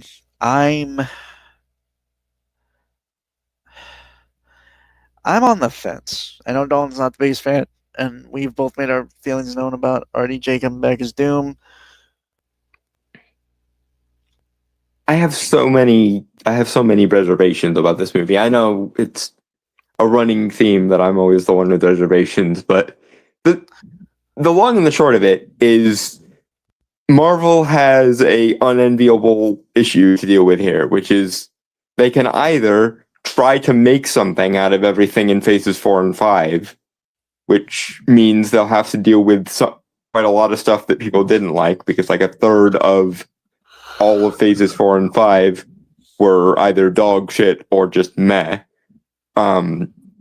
Or they can do what it seems like they're going to try to do, especially based on these trailers, and ignore everything after phase 3. But that's going to annoy anyone who did take the time to, care about anything that happened in phases 4 and 5. I don't know what the correct answer would be, because frankly, at this point, it seems like putting lipstick on a metaphorical pig here. You're rearranging deck chairs on the Titanic, as they say. I do think they are bringing some stuff back. It's complicated, mainly because I do think. Here's my kind of scene of it. While I think there are going to be elements that you and I specifically will not like, because obviously we will be reviewing this because it's us. I mean, we kind of have to. We've tried to review everything in phases 4 and 5 that we were able to, or that we at least thought we would have vaguely positive opinions on. Yeah, because Lord knows there were times where you could see the writing on the wall. Like when Ironheart came out, we probably weren't going to review that because it looked like shit and was largely shit. Oh, hey, Turtle. You were late, but not unwelcomed. Good to see you. Hello, DT. Feel free to catch up on the things you missed while you were away, and then rejoin us in the present when you are able to. Right, but I mean, I'll be honest, man. I would prefer you be here instead of trying to catch up, mainly because I like your commentary as we're watching stuff.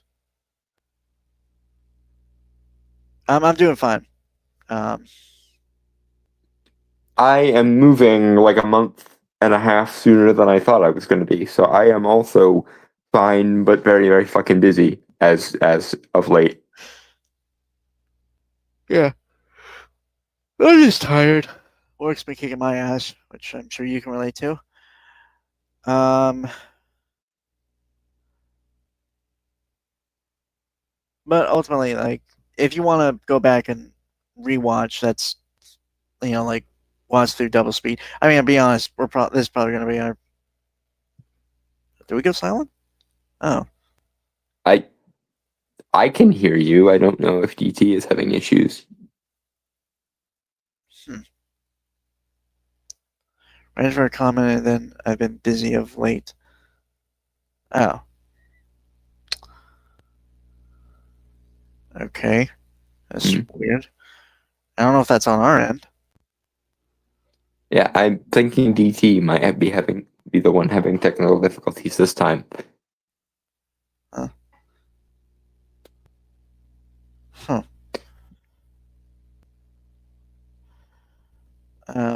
Yeah, it's ultimately up to you if you want to, like, catch up or not. It's Yeah, it is entirely your prerogative, DT. I don't mind it when you try to catch up because it's always interesting guessing where you are from your commentary. but it's your prerogative, DT. Yeah. Anyway, on with the present timeline while he catches up on the past one. Lol. I just need to restart. Okay. Banana. The first one, Steve. Hmm? It's the first trailer that came out. Steve Rogers. Ah.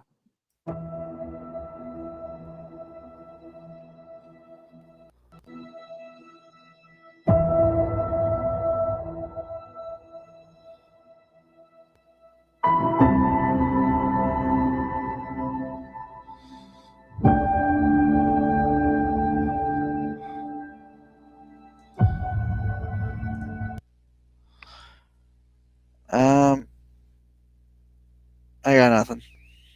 I am glad that they dropped the aging thing because it did piss me off at the end of Endgame, like so many things in Endgame, when he aged, because the super soldier serum is supposed to retard aging. It's also why Bucky hasn't really aged much in the 50 years, despite the fact that he wasn't fucking frozen and shit. So like, yeah, he was. They put him in cryo a bunch of times. In cryo, but that's different from like frozen solid like Steve was. Point being, the super soldier serum is supposed to have age retardant qualities, so aging Steve out at the end of Endgame pissed me off, like so many things in Endgame. Obviously, it was that way because Chris wanted out, but like in-universe logic needs to trump the freaking out-of-universe rationales, people. I could see him Otherwise, still aging, just it would be incredibly reduced, I think. yeah, but either way, him being a like Joe Biden stand-in at the end of Endgame pissed me off. To be fair, we don't know how long it took him to return the stones, and what other stuff he went up to when he was trying to. True, but they didn't give any external explainer. They just left the audience to assume that the serum in the MCU doesn't have the age retardant thing, which is stupid. Well, I mean, look at Isaiah in Falcon and Winter Soldier. Well, but his was also an imperfect version of the serum in the first place, whereas Steve is the one and only case of Erskine's perfected formula. Fair enough. Anyway, Chuck. Banana. Or actually, for Steve, we'll go apple pie. For Thor, we'll do mead. I don't know what to do for the other yet.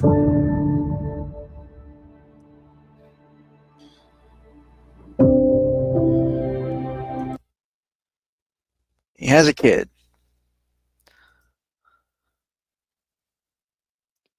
Which raises the question, did does the kid inherit any abilities from the serum, or because I don't think it genetically modified him. I think it's just a physical augment. So I would assume not. But then again, Isaiah's son in the comics did. So questions. Well, actually, if I remember correctly, he had kids before he was given the serum, and then his grandson, who became Patriot, actually didn't start off with powers, but got a blood transfusion. Okay, so never mind. The serum is a physical augment and not a genetic one. All right, that assuming that the MCU is going to stick as close to the lore as possible without fucking over themselves here, Well, which requires that was Isaiah. I'm not sure about Steve. imperfected version of the serum and blah blah. It's the MCU. The MCU has written themselves into so many corners. It's hard to even think of a good faith interpretation at this point. Down. Drangel says they could have had him die in the 90s under a different name, stopping a rogue nuke submarine or something, and his will invoked the letters showing up just then. Oh, so like a Back to the Future Part 2. Yeah, it would not only that, but it would have been a nice reference to Back to the Future 2 as well. Yeah. Even if it isn't genetic, if it's still in his system, it's not impossible, I suppose. I mean, if it amped his body, it might have amped his sperm and things too. Yeah.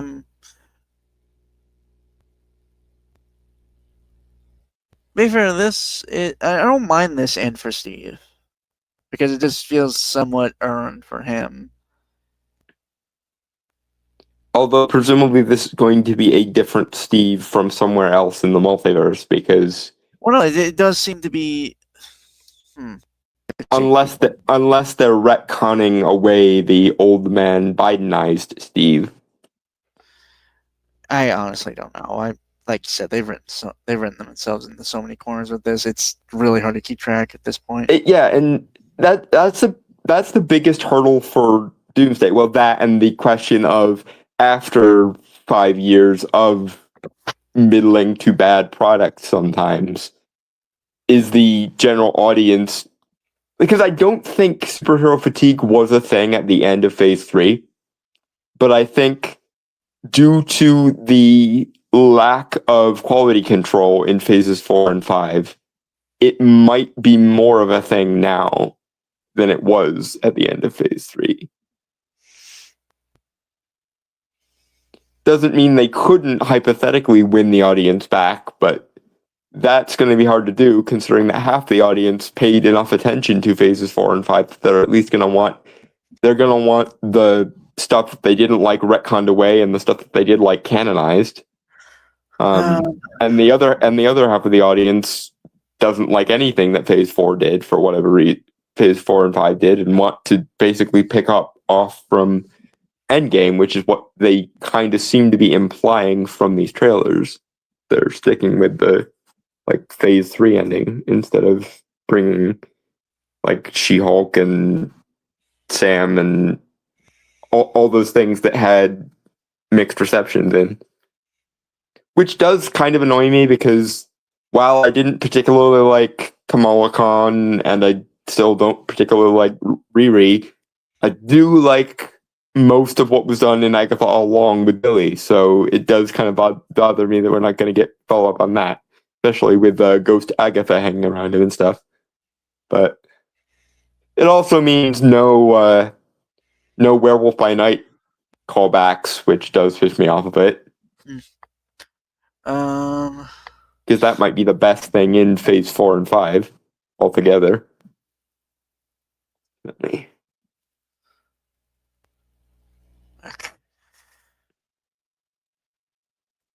want to read this, but hold your laughter until the end.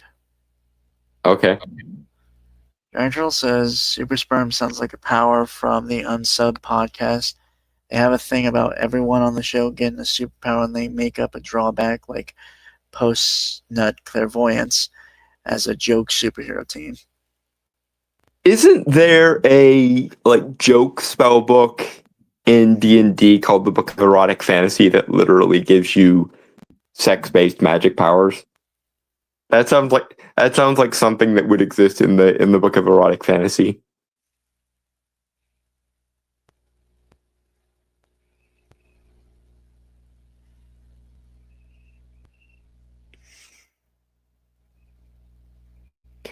Although speaking of super sperm, I would be remiss not to once again remind everyone just how adorable I think Steve Rogers is.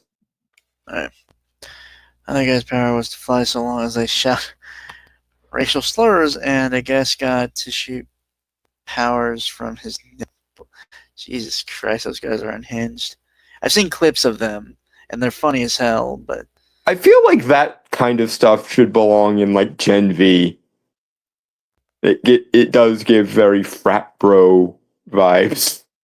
anyway, shall we? Then apple pie, because Steve.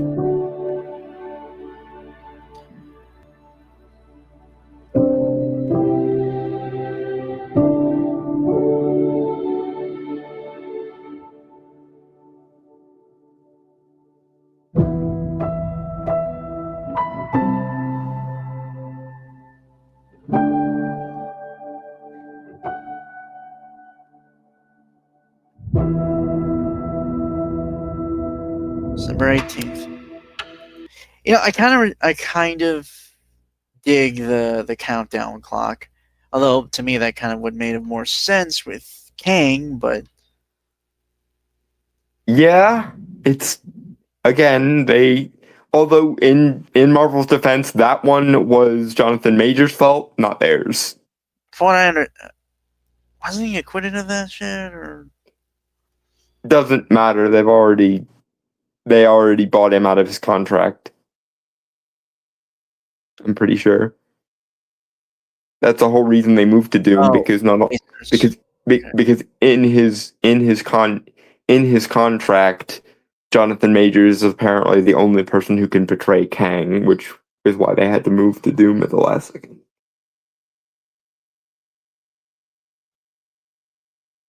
But yeah, I agree. It would have made a little bit more sense for Kang, and I still don't know what they're gonna do with Doom, but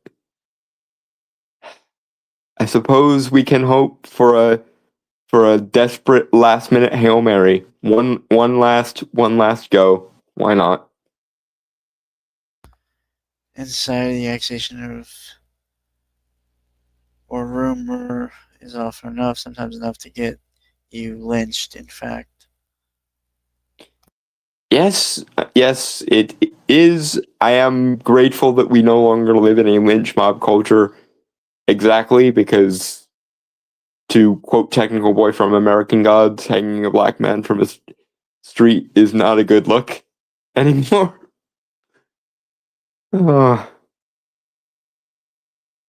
Season 1 of American Gods was so goated.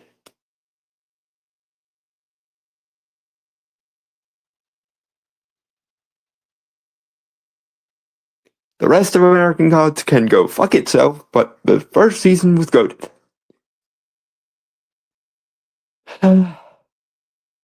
Who's next? Thor, give me a sec.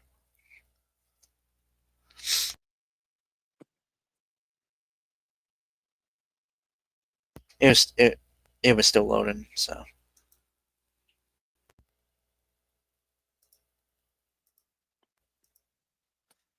Some of the Jim Crow lynchings were based on the Trust Me Bro, and many death sentences nowadays. Only reason I'm against the death penalty, not now that I'm on my deathbed. I made that whole. He's probably still typing.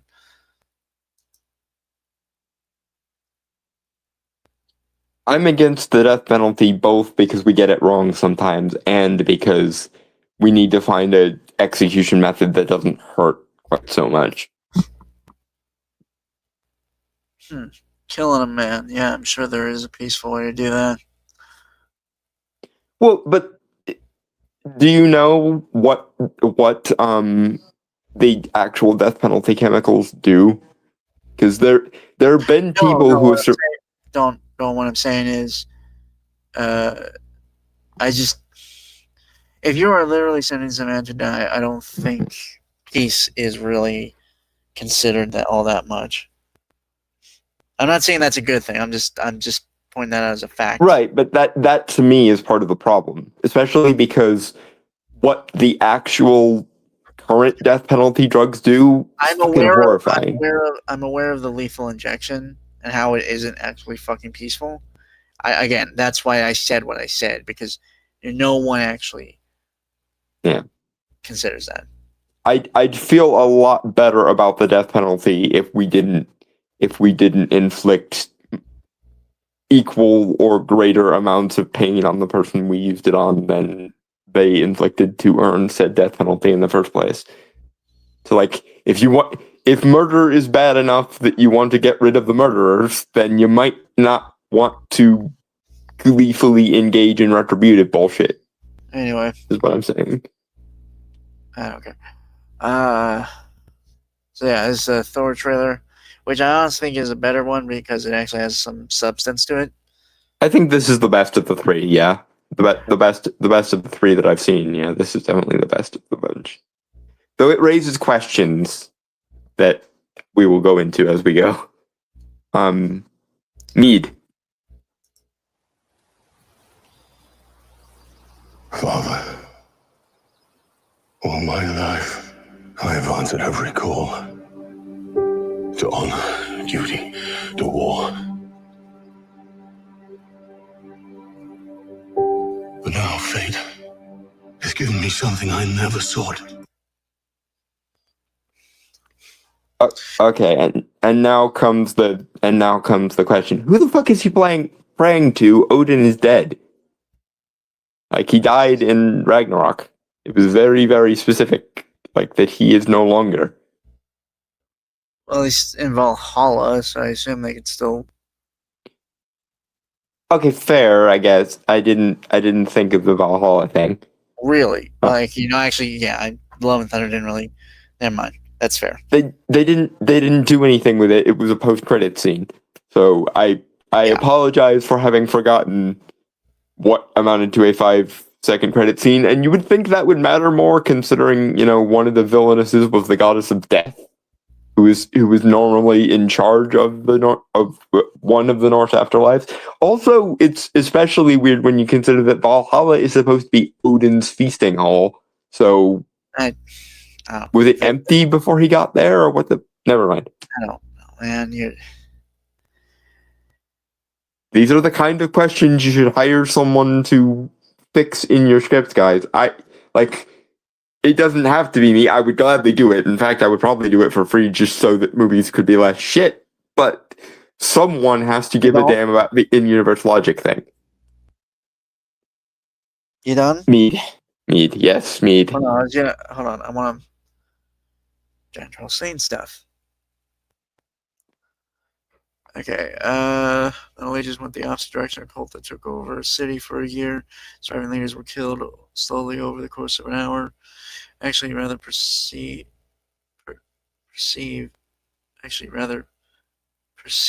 how they did it. That is like saying if punching people is so wrong that if the guy stopped punching people, then we should no longer punch them at all. Well, if the person has been subdued and is now incapable of punching people, yes, that probably is a time to stop punching them. Like, okay, I'm gonna be honest. This feels like a discussion of the whole industrial complex. DT and I have had this conversation before because he doesn't mind the idea of inflicting grievous suffering onto death penalty people, assuming we got it correct. So I don't know if you have autocorrect on or not, Giant Turtle, but it does that sometimes. So no, you're good. You're good. I just okay. Yeah, but if you guys could have this conversation some other time, I feel like sorry. Yeah, no, you're good. Yep. You're good. Like I say, we've had this conversation many, many times. to me, getting the wrong people thing is the least of our worries when it comes to death penalty. But anyway, moving on. He also says Odin is no longer, only shorter. LOL. But Tish. Okay, so Mead. okay, so I also want. Sorry, you have a thing. No, Yeah. Go ahead. Well, they're bringing up love. Thor's adopted daughter. Yeah. Which implies that they are taking some stuff from the phases. Some version of Love and Thunder is canon, but presumably not the actual version, because my god, why? Okay, actually, I had seen a trailer breakdown of this very trailer. And someone had mentioned that how Love and Thunder was told was through it was being told to children by Korg sometime after, and giving Korg's personality via the MCU. The storytelling fuck-ups might be Corb's fault. Hooray. Well, that, and also, again, it's being told to children, so it might have actually been darker than what was depicted. And more, Mm-hmm. Still doesn't forgive the MCU for wasting so much of my fucking time with Love and Thunder. I'm not disagreeing with that. I'm just saying, it kind of would make sense. But also, speaking of which, tone-wise, this is actually a pretty good tone for Thor. I know you and I have been in a very kind of flux with that discussion. I think they might have finally managed to strike a happy medium between the overly Shakespearean bullshit that was the first two and the Jack Kirbyism of Ragnarok. No, yeah, that's fair. Also, someone, again, in the trailer breakdown I'm talking about, they made a mention of the symbolism of Thor's hair. When it's longer, he's had more of a happier, kind of more jovial kind of time in his life, and when it's shorter, that's when he's kind of lost stuff and he has to take things more I don't think that's intentional, but that does tend to work. So maybe. Well, I mean, look at Ragnarok, look at Infinity War. Mm-hmm. So yeah, it is possible. I just don't think it was. I don't think any author or anyone in the creative process was intentionally making it so. I think it's just a coincidence.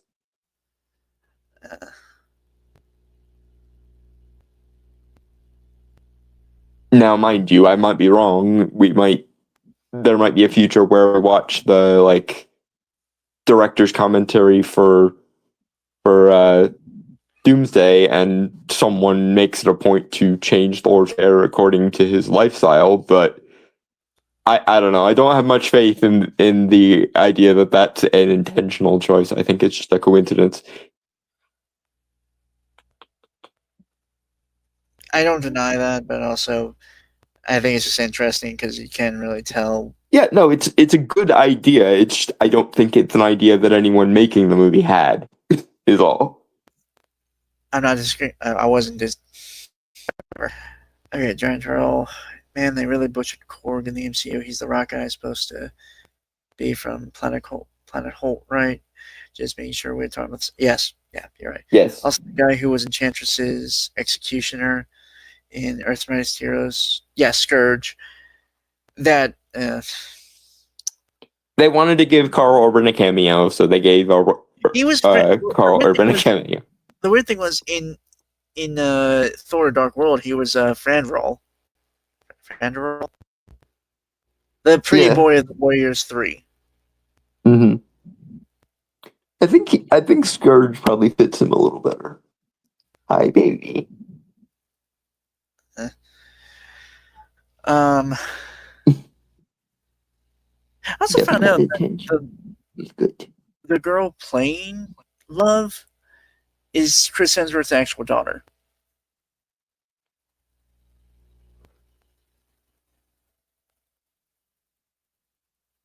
I wanted Zephyr?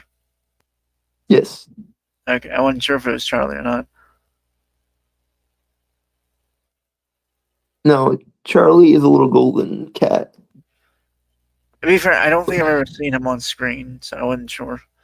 I will send you pictures of both of them after stream. You always sent me pictures of Zephyr. He's a beast. He wanted to say hello to the people on the camera, I think. He's a good boy. He'll be a good boy. He's gonna be a spoiled little brat soon enough, I'm sure.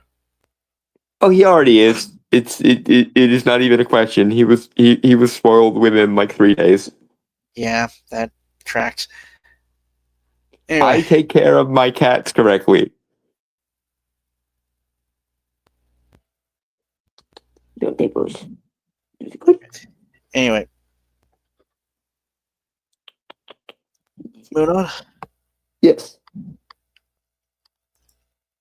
Don't mind me. I have to love my boy.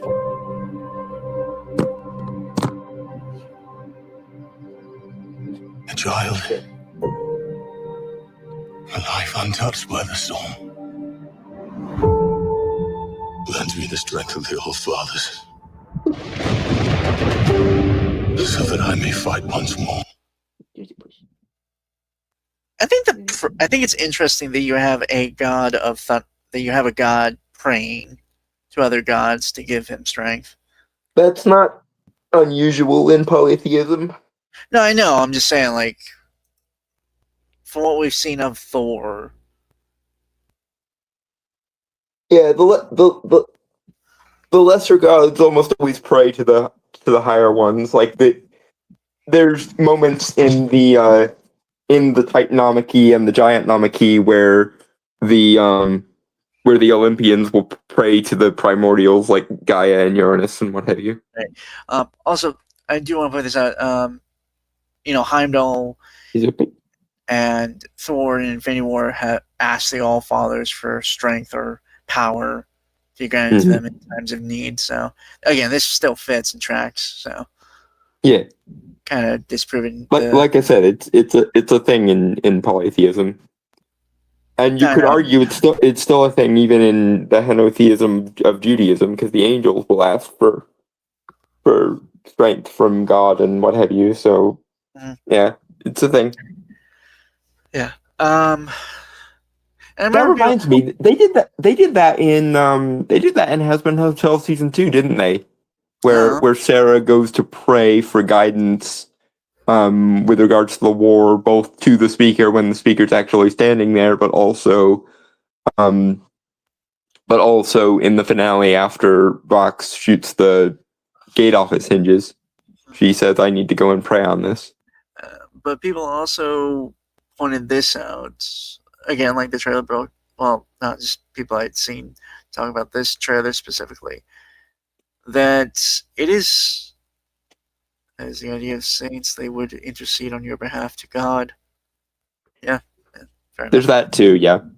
But it is also kind of setting up the threat that Doom sort of poses. That it is getting Thor to pray to be given strength from the Allfathers and stuff. Mm-hmm.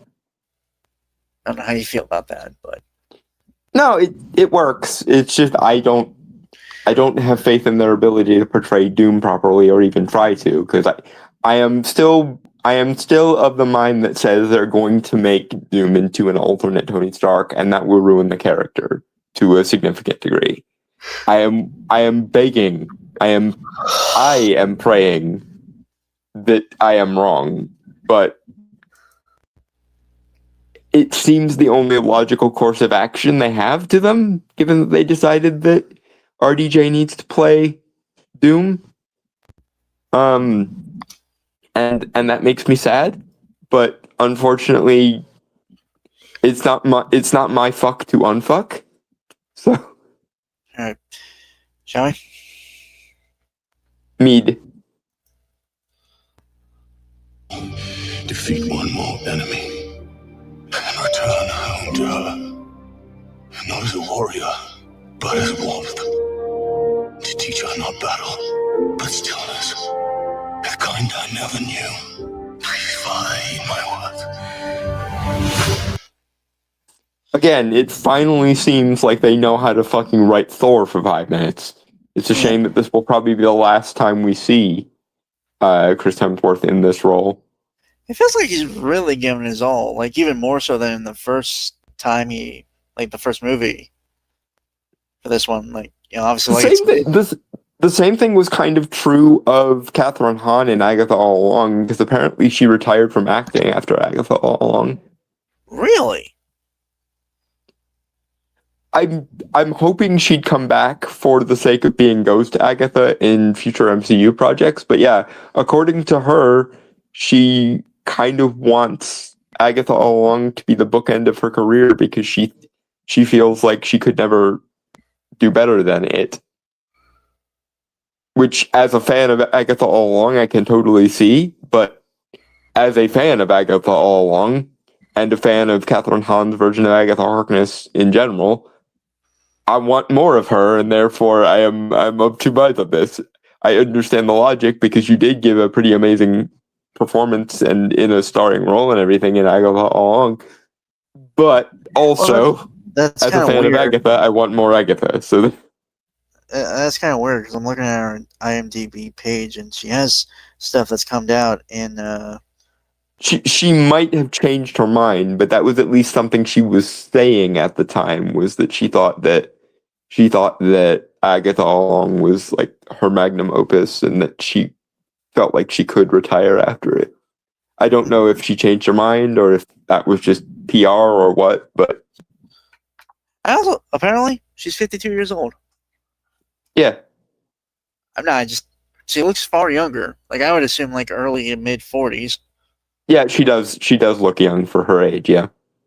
To be fair, that's a lot of actresses. Which, I mean, is especially funny when you consider that Agatha Harkness is usually supposed to be a little older even than that.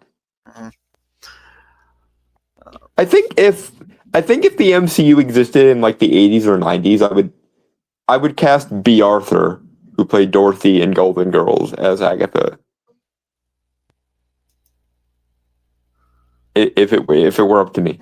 In the hypothetical where there was an MCU in the 90s, Raul Julia would play Doctor Strange and B. Arthur would be Agatha Harkness. It would be Iron Man. Just curious.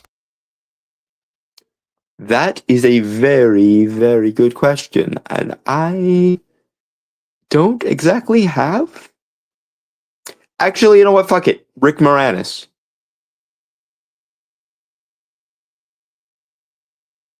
That would be a pretty good casting for him, I think. I need you to explain that one for me. Because Tony is, above all things, a genius tech bro, and I think Rick Moranis could really channel that like genius tech bro vibes, especially because again, if in this alternate in this alternate timeline where the MCU came out in the 90s, computers would still be a relatively new piece of technology, so it wouldn't be a charismatic billionaire tech bro like it is now. It would be a weird entrepreneur who made good in the 90s. So Rick Moranis' more earnestly nerdy vibes, I think, would work for Tony in that context.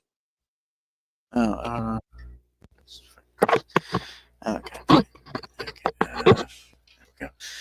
Okay. Turn control. Is it just me, or is it time? Is time to retire because I can't do any better?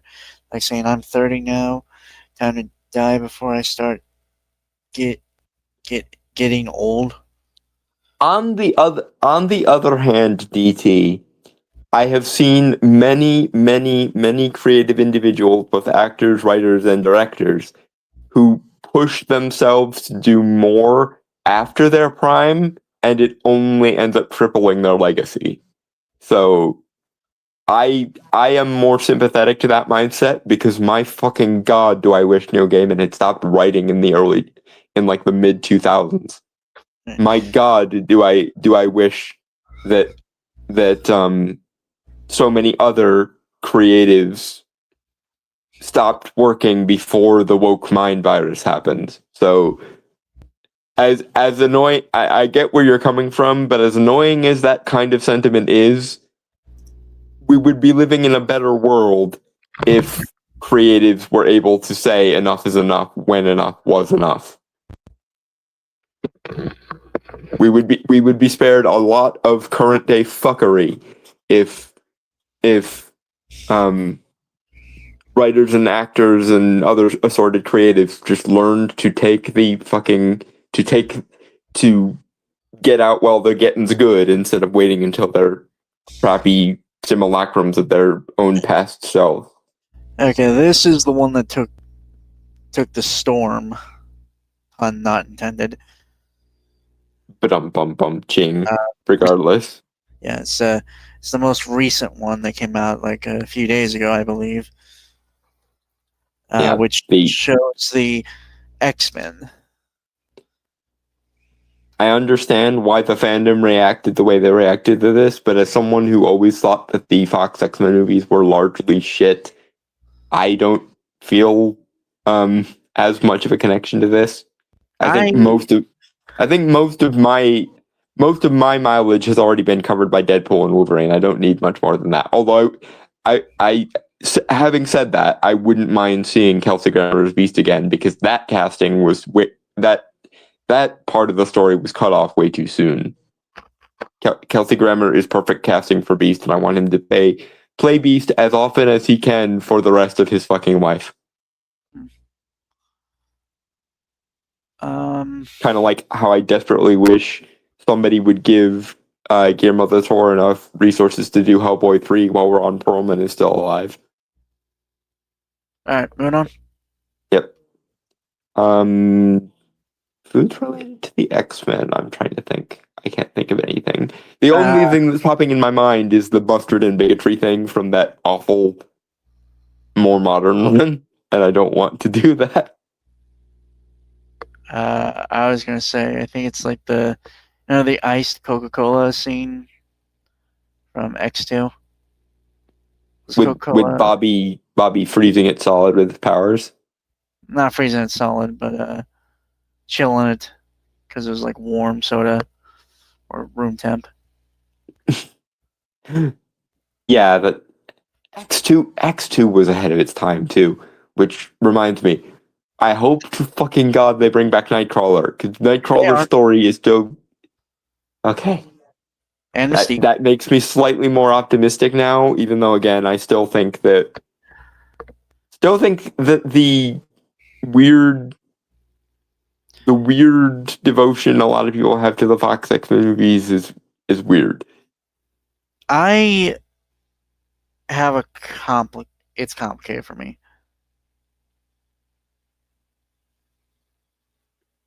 But anyway, Mutant Banana. Banana.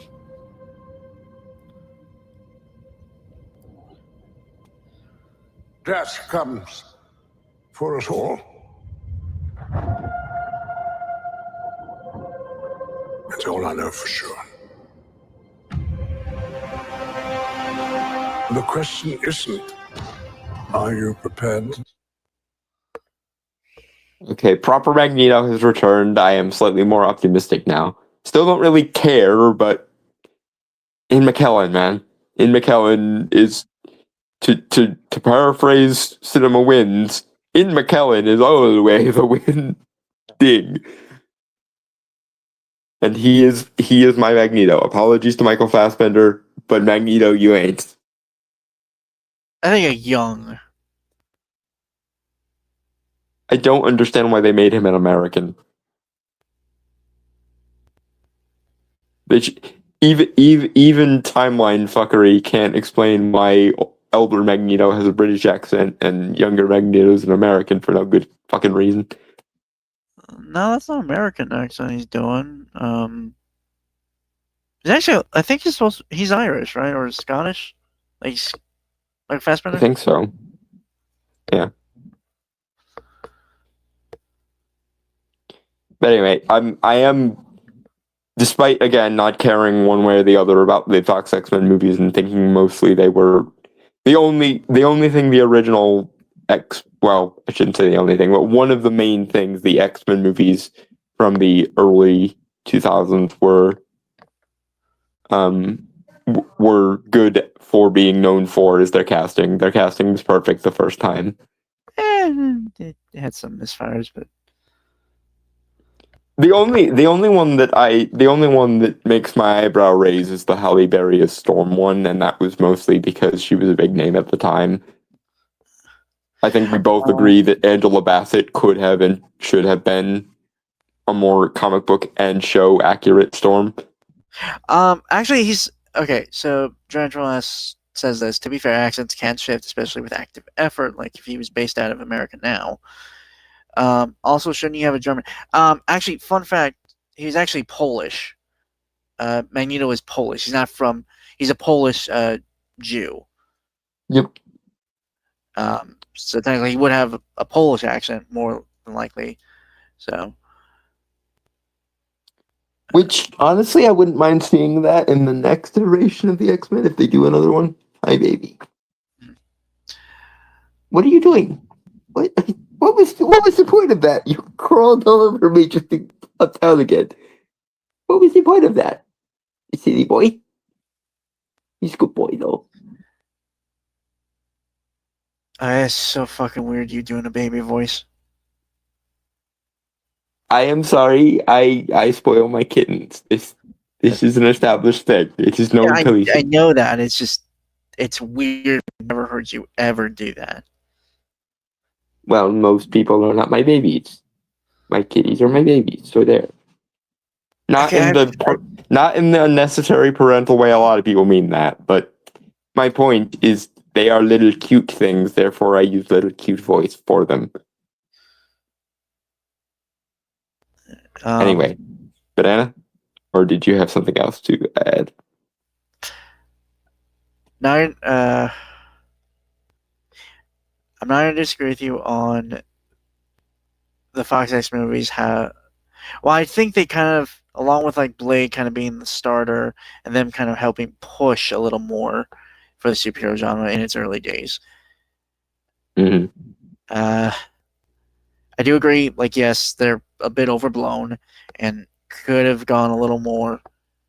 Though I think they were kind of, if the studio wasn't constantly getting involved and fucking up everything as much as it did, it was slowly but surely kind of shifting tone and perspective, kind of becoming more comic booky as it was going on. It's just like Fox had this. A lot of like studio executives really didn't understand the grander appeal.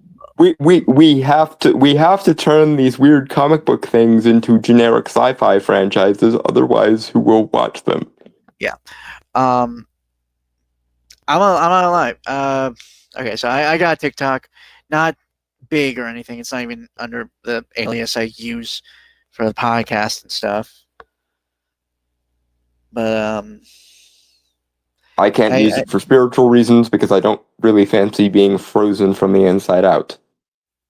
Actually, that made me think of something. My MSU voice or otherwise after the stream. Is that to me or Dalton? Possibly both. Yeah, sure. I probably won't be able to answer it because I'm probably going to hit the bed like immediately after. But like I won't answer it like or respond to it. He might actually have been talking to me, but yes, if it is something meant for you, that okay. Never mind. Okay, you're good. Yeah. All right. Feel free to Discord call me after the stream, DT, if you want to. Yeah. But I made some posts there of how I would have done the first 3 movies of the X-Men trilogy, which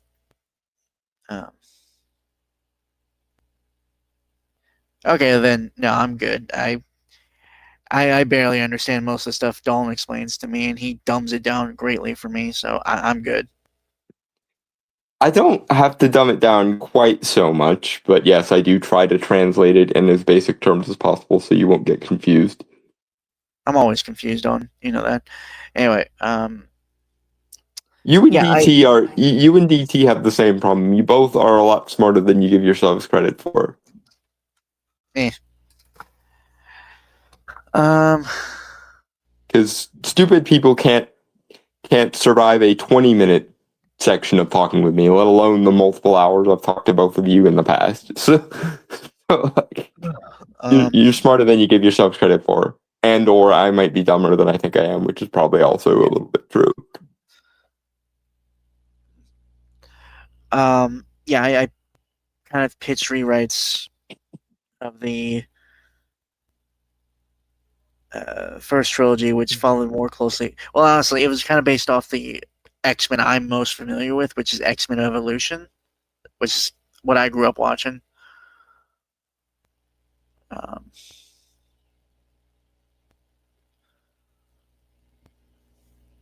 And like general ideas I had there, like even with like casting, I did some like general casting there. Big change I did was the director of the whole thing, like just kind of the X-Men franchise overall, or kind of start the basis of it at least. I've told Dalton this one, and he and I've had like kind of a back and forth on this pick for a director. Robert Rodriguez as like directing like the X-Men of the 2000s. That would be so much better. Like even with the same budget and shit, like because Robert. This is the thing, and this is why it infuriates me that he wasn't Marvel's first choice for casting the Eternals. Robert Rodriguez, for mostly better and very seldom worse, is a massive Jack Kirby Silver Age Marvel Comics fanboy to the point that it permeates things that have nothing to do with it, like Shark Boy and Lava Girl and Spy Kids 3 Game Over. So yeah, whenever the question of who should adapt this very 60s Jack Kirby-esque source material, the answer will always be, until somebody manages to surpass him in the ability to do this, the answer will always be Robert Rodriguez. Stop fucking around and give Robert Rodriguez Jack Kirby things to adapt, please. Oh. And that goes for you too, DC, for the love of God. When and if you introduce the new gods and that whole rigmarole, Robert Rodriguez, for the love of all that is holy. Yeah, he would have been my pick to do the trilogy, like the original one. Which also would have focused on. I know I'm doing a weird side rant here, but which would have focused on like the First Class, like the younger characters. So Scott and Jean would have had to been younger, and I even recast them with actors that would have fit at the time. Yeah, James Van Der Beek as Scott Summers.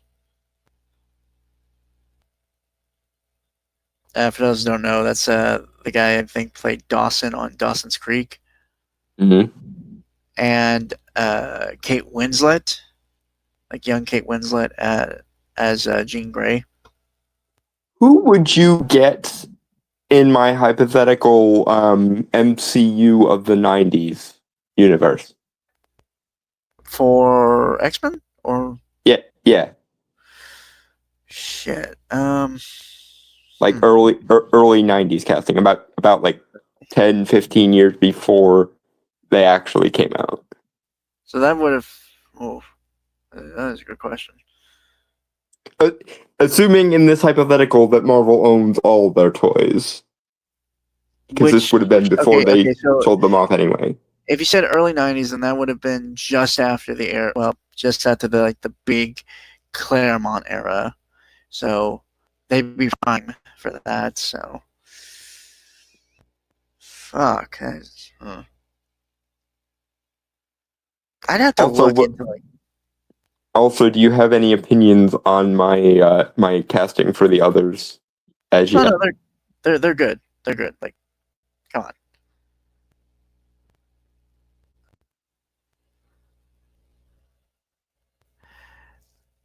Because I still don't think anyone... The only person who could do a better Doctor Strange than Raul Julia would be Vincent Price. And that's largely because Vincent Price was a major influence of creating the character in the fucking first place. I also will say this. I build, like the whole trilogy builds up to the Sentinels. That makes sense. They are essentially apocalyptic Terminator-esque death machines. And it's weird because in Last Stand, which in my rewritten trilogy I called X-Men Forever. Yeah, we see one Sentinel head, and that is all the Sentinel. Weirdly enough, really get.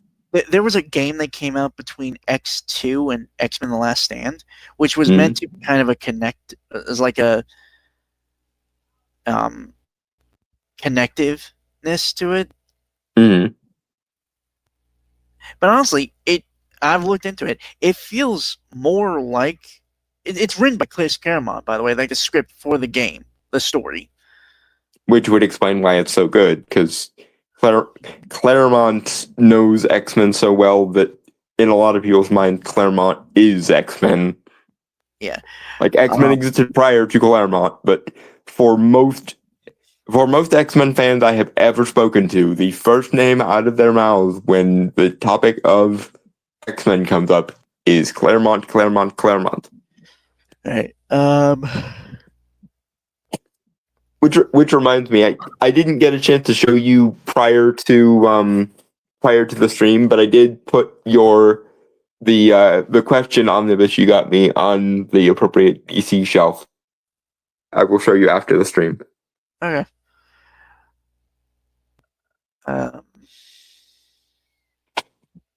And I recasted Storm because we were all in agreement on that. Like no offense to Halle Berry, I think she's a great actress. She's a fine actress. I just don't think Storm was really like her thing.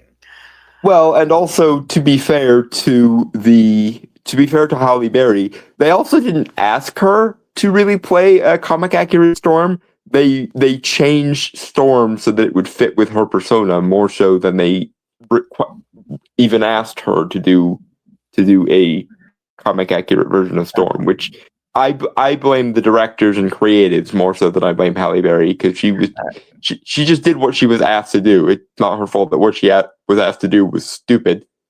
Yeah. John Turtle, didn't Claremont also just randomly insert his fetish of the week into the comics as well? Okay, to be fair, that is a lot of comic writers and artists. And to be fair, that yes, I know themes are the bane of my existence, but a large part of the ethos of the X-Men is the weird changes outsiders go through during puberty. So, throwing fetish material in there in what is essentially a teenage pubescent coming of age franchise is not the most out of the box thing in the universe. I mean, the Hellfire Club did seem a bit much. I mean, everyone's made this joke at least once, but it is funny to me that the eviler a character is, the less skin they show and the sexier they get. Jean wears so much less clothing as Madeline Pryor or as the Phoenix than she ever did when she was Marvel Girl. So yeah, the evil equals body temperature rise joke is a thing. Lol. General Fair, hell, we see that in TV a lot apparently. Yeah. I mean, if you think Claremont fetishism is too much, then I'm gonna have to educate both of y'all, you Zoomer whippersnappers, on this thing called Totally Spies. Oh, I remember Totally Spies. That was a. Actually, no. I'm gonna be honest. I didn't.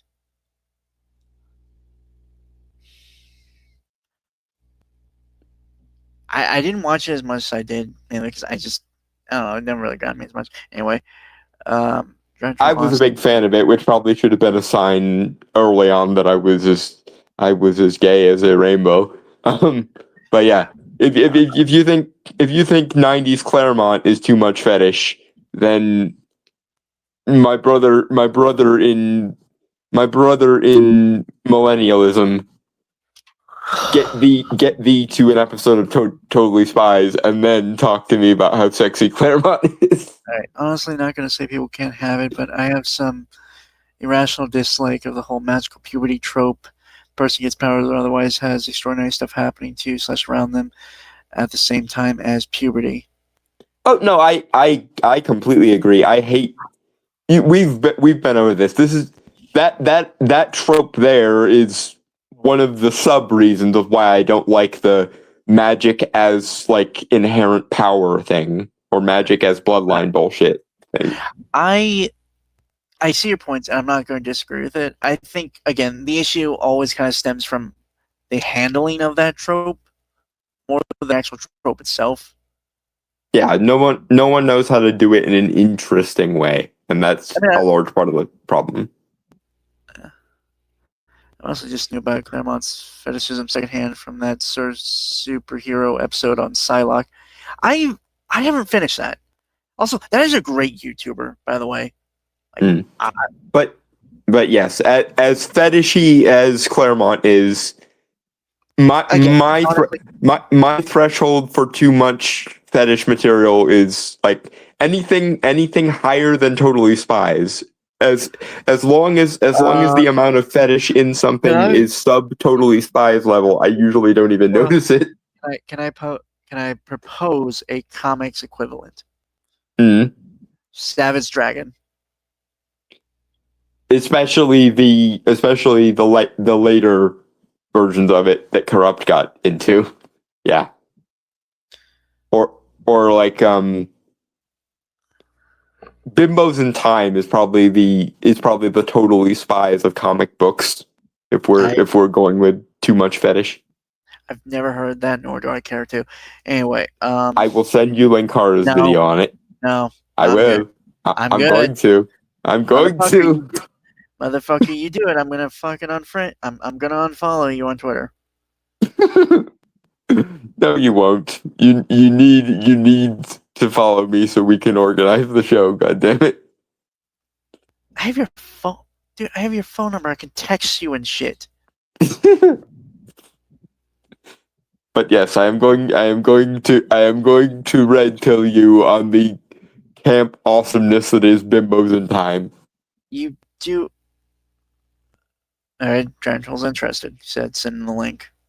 Okay, for me, magic needs to be gifted like D&D clerics learned, or if it is something inherent, then it must be there from the beginning, maybe mutation later on, if not just an excuse for magic puberty. I still prefer the magic is a skill anyone can learn thing. Whether it be by associations with supernatural entities or whether it be by book learning, I don't really care. But I prefer magic where anyone can learn it. It's a difficult motherfucking proposition. Much like, despite the fact that anyone could, in theory, learn brain surgery or rocket science, the average Joe Blow off the street is not going to get into it because they're frankly not autistic enough to get into it. And magic, I'm not sure magic is quite as autism coded as like rocket science or brain surgery, but I have been in the occult scene often enough to know there's quite a bit of quote unquote neurodivergence in the magical community. The tism is strong with quite a lot of mages.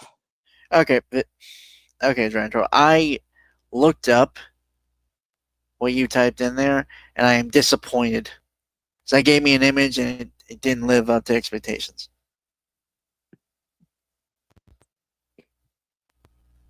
Speaking of me sending you Bimbos in Time, DT, we still need to get you caught up on ye old Channel Awesome lore, don't we? Because I remember sending you all the like lore segments that I could find of Channel Awesome back in the day, and you never delved into the rabbit hole that is Channel Awesome back when it was good. Or I guess I should say that guy with the glasses back when it was still good. Because for the most part, Channel Awesome referred to itself as that guy with the glasses back in the day. I think I was going to say about me recasting my ideal cast of Storm in the 2000s. Hit me. I thought I already told you. Angela Bassett. Yeah, she would be good. She would still be good as Storm now, frankly. No, If yeah, she wasn't, if she wasn't already Queen Ramonda. well, she did die, so. Oh, that when was that? No, her character died in Wakanda Forever. Remember? Oh, okay, I was gonna say because I didn't hear that Angela Bassett had died. I thought you meant the actress died. But yeah, she would just be a good casting regardless. Although I will give an honorable mention to the woman who played Bilquis in American Gods because she would also be fucking amazing as Storm. I can also see that. I don't know. Given what I remember seeing her in Black Panther. Fuck, sorry. Yeah, no, I totally co-sign Angela Bassett. I'm just saying, if for whatever reason you couldn't get Angela Bassett or you wanted a more contemporary version of Storm, the woman who played Bilquis in American Gods would be amazing as Storm. To be fair, I do see her as kind of older than some of the other characters, so I could Yeah, definitely. because she, like, even in the Bryan Singer movie, she ended up becoming sort of the heir to Charles in Last Stand and taking the like lead teacher position. So Yeah. Anyway, that could work. shall we? Banana. I think Banana. Yeah. The question Actually, is, no. Banana who Yellow will you Spandex. be? Because fuck you, Bryan When Singer. you You cut can't your make eye. fun of the suits anymore.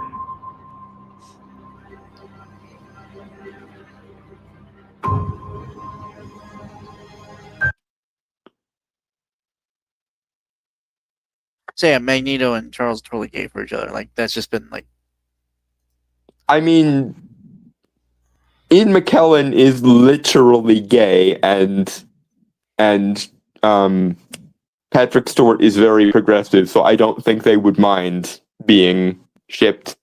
Not that they haven't already been shipped to hell because the internet is the internet, but Well, no, it's just like it's been kind of a running joke in the X-Men fandom for a while that they were basically just spurred lovers that this whole conflict. yeah, guys, just get a fuck. Like I have a distaste for instant shipping culture.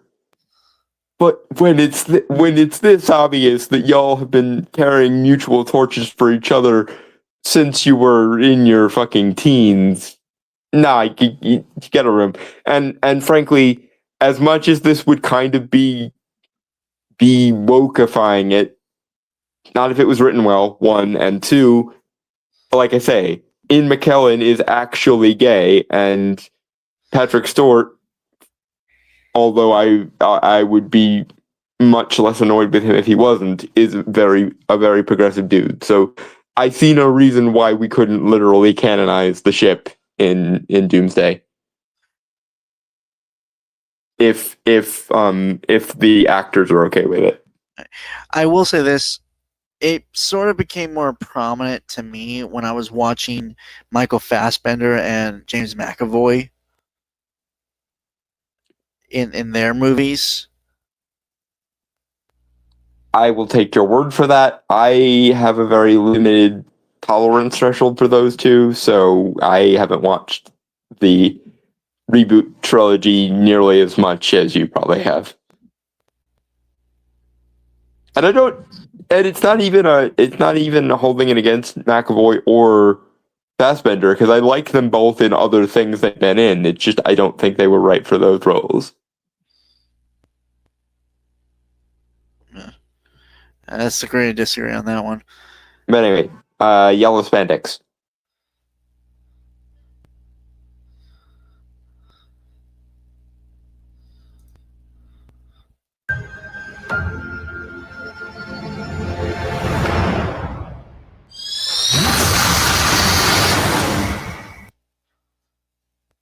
I do like that they've upgraded Scott a bit. His Someone I-beams pointed are out his I-beams are much more convincing now than they ever have been. Yeah. And much more comic Also- accurate than they ever have been before, Also, which is classic, good. which would imply that they are now leaning into the fact that his eyes are portals to a kinetic energy dimension. If I recall correctly, it's Spitarack's plane that his eyes are linked to. If I recall correctly. I don't know. All I know is that they're not lasers; they're kinetic. Which, to be fair, give the fact that if there's enough kinetic force behind something, it can burst into flame. So technically, he is shooting lasers. It's just lasers made of fuck you, basically. Yeah. Instead Also, of being there is made out of light. There is a sentinel behind him. I It's am shrouded in- one. Go ahead. Well, it's shrouded by smoke and flame, but when you're looking at it, you can see the giant feet, which is actually like comic. As someone said, I've kind of gotten old of this term because comic accurate is kind of more used as a what's the word I'm looking for? Scapegoat? Disparagement. No. Well, this is one like when people are complaining about it's not comic accurate, and they're just. It's more used as an excuse to complain rather than be constructive. It's a thought terminating cliche. I Yes. think is what you're going for But there. they're actually it's built to be an actual like size to how the actual sentinels are supposed to be, like how tall they are. Really, they're like walking buildings. Yeah, they're giant, like mech-sized Terminator robots specifically designed to fuck with mutant shit. What I was gonna say is I am wondering now that, especially now that Marvel has made X-Men '97, I am wondering how much they're gonna try to bridge the gap between the Bryan Singer movies and the '90s show, which was far more accurate to the comics. I'm hoping they will, because my fucking god, I don't understand why no one in the Bryan Singer era was just like, "Hey, you guys, this cartoon here has already nailed it and already generated a audience for us. Let's just do an adaptation of the good show that already exists." Also, given that they show Cyclops here in his comic accurate costume, well, '90s comic accurate costume. Yeah, that's what made me think of how much are they going to try to bridge the gap between the Singer continuity and the actual show. The thing I'm hoping most for is they let Scott shine as a character. I hope for your sake it is. I suspect they won't bother, unfortunately. But then again, my threshold. If they're going to do this, they are. I hope they at least try. It'll be more than Scott Scotton for the entirety of the movie canon in both timelines. But I maintain my skepticism just because Marvel is so pulled in 500 different directions that I don't know if anyone even has a coherent vision for shit anymore. It's like we're throwing everything at the wall and hope that something sticks. Right. It's probably like slowly, but I was working on the DCEU rewrite thing, which I've kind of sort of abandoned, and I've just kind of taken the time to just out of my own curiosity see what I could do with like the kind of more botched attempts at Marvel properties. Mm. Hence why I even tried to make the X-Men franchise centered more around Scott Summers a bit more. So. Oh, that's right, because I remember this is when we had our big argument about it, because to me, the main character of the X-Men wasn't always Shelby, Charles Xavier, but that's just me. To me, the entire relationship between the X-Men and the Brotherhood is basically an argument that Charles and Eric have had for decades. I'm not disagreeing with you there, but I think it also does come down to how those beliefs of those two men are implemented through basically the main proteges of the two. I don't know who you could argue for Magneto, who kind of carries on the ideals of him. Mystique, Okay, fair. probably. Granted, she is older than him, actually, more than likely. Yeah. But that is kind of what I meant. I wasn't talking about like main character for them. I was just more talking about like who. I think we can both agree that they need to lay the fuck off Wolverine now. Like they've Yeah. given Wolverine his spotlight. He did a thing playing off Deadpool. It was good, if mostly just kind of thrown together and not with much plot consideration. But they gave Wolverine equal billing with Deadpool in his last movie. So we can, as much as I love Hugh Jackman and I want to see him as Wolverine and as many things as we can get before he can't play the character anymore. Until he's Lay off fucking Wolverine already. Yeah, but yeah. What I mean is, like, I think in terms of who, honestly, again, I do think Scott more or less. I guess if you put a gun to my head, the one I think the two I think follow Charles' example more than Scott would be either Beast or Storm, That depending on the version. fair, but I also think it's because Scott is also like a good bridge between Charles and Eric, because he believes in Charles' mission and wants to fight for it, but he is not a man who will take the abuse that humanity launches at. He will fight for mutants as well. Another thing that would be nice if someone addressed, especially given that they are folding the mutants back into the fold for the MCU proper at the end of this, it would be nice if they addressed, why are all the other enhanced individuals okay, but people have such a phobia of mutants? The easiest way to explain that would be if there's some sort of subconscious fear that humans have of the X-Men because they do understand that they are the next step in our evolution and shit. But kind of like with what was it, the what were the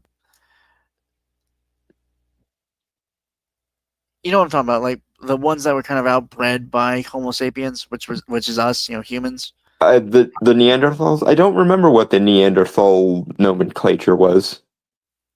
Yeah, but I know, but I know what you mean. But yeah, it's essentially a superpowered redux of the hominid wars. Of course, my question for Magneto is after the why don't you just breed them out of existence question, because these are the two storylines that I would implement if I were a comic writer asked with writing the X-Men. Granted, I would probably be one of the last people you would ever ask to write the X-Men, because they're so far out of my wheelhouse. But if I, for whatever reason, was a really successful comic book writer and people were begging me to do a version of the X-Men, I have two relevant questions that have never been addressed in the X-Men continuity, and they need to be fucking addressed. One is the simple question of why doesn't Magneto just advocate that mutants try to outbreed Homo sapiens, considering that that's how evolution works? And two, presumably after that question is addressed, the rather likely to result in a clusterfuck issue of every mutant in the Marvel universe has a different mutation, and the way evolution works is at some point one of these mutations has to be the one at the top of the hill, the one that to the breeding goes the spoils to. Right. I honestly wouldn't mind doing an Elseworlds where both of these things come up. One, Magneto decides to stop being an idiot and just outbreed normal humans. And two, after doing that, have there be a massive mutant on mutant war where everyone is trying to get their mutation to the top of the genetic lottery afterwards. Because both of those two questions have always flummoxed me of, okay, one, why don't you just outbreed normal humans? And two, you guys do know you each have a unique mutation, which is going to make the whole Hey, Don.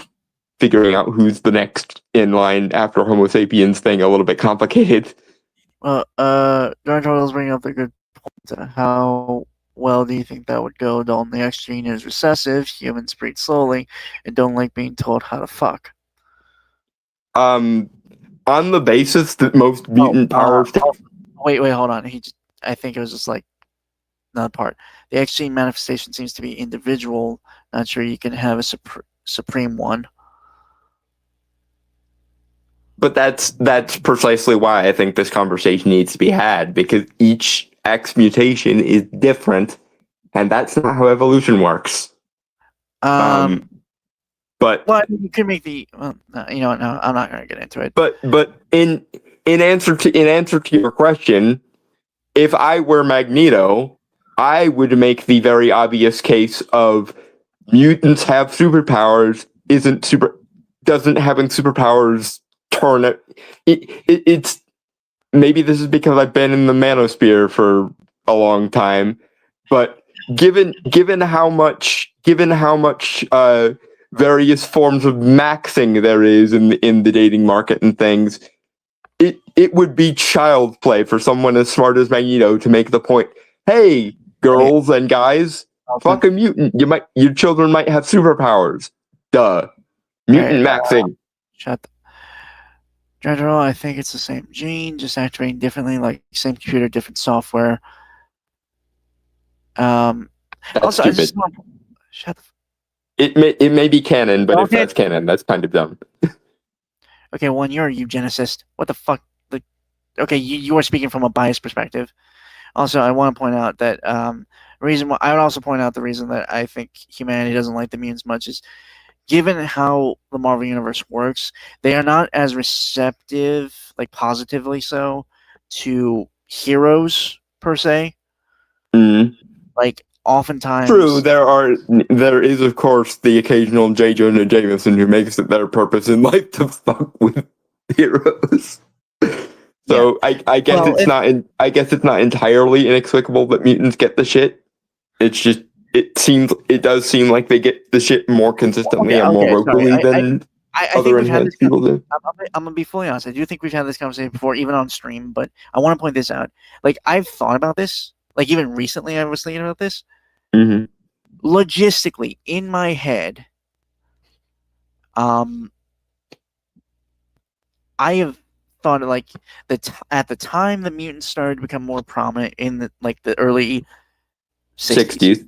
Yeah, which is right around the same time that America was in kind of this odd juxtaposition of like counterculture and the Cold War and the Vietnam War and so on. Let's stick with the counterculture thing. Give me a sec, I'll read those things in a second.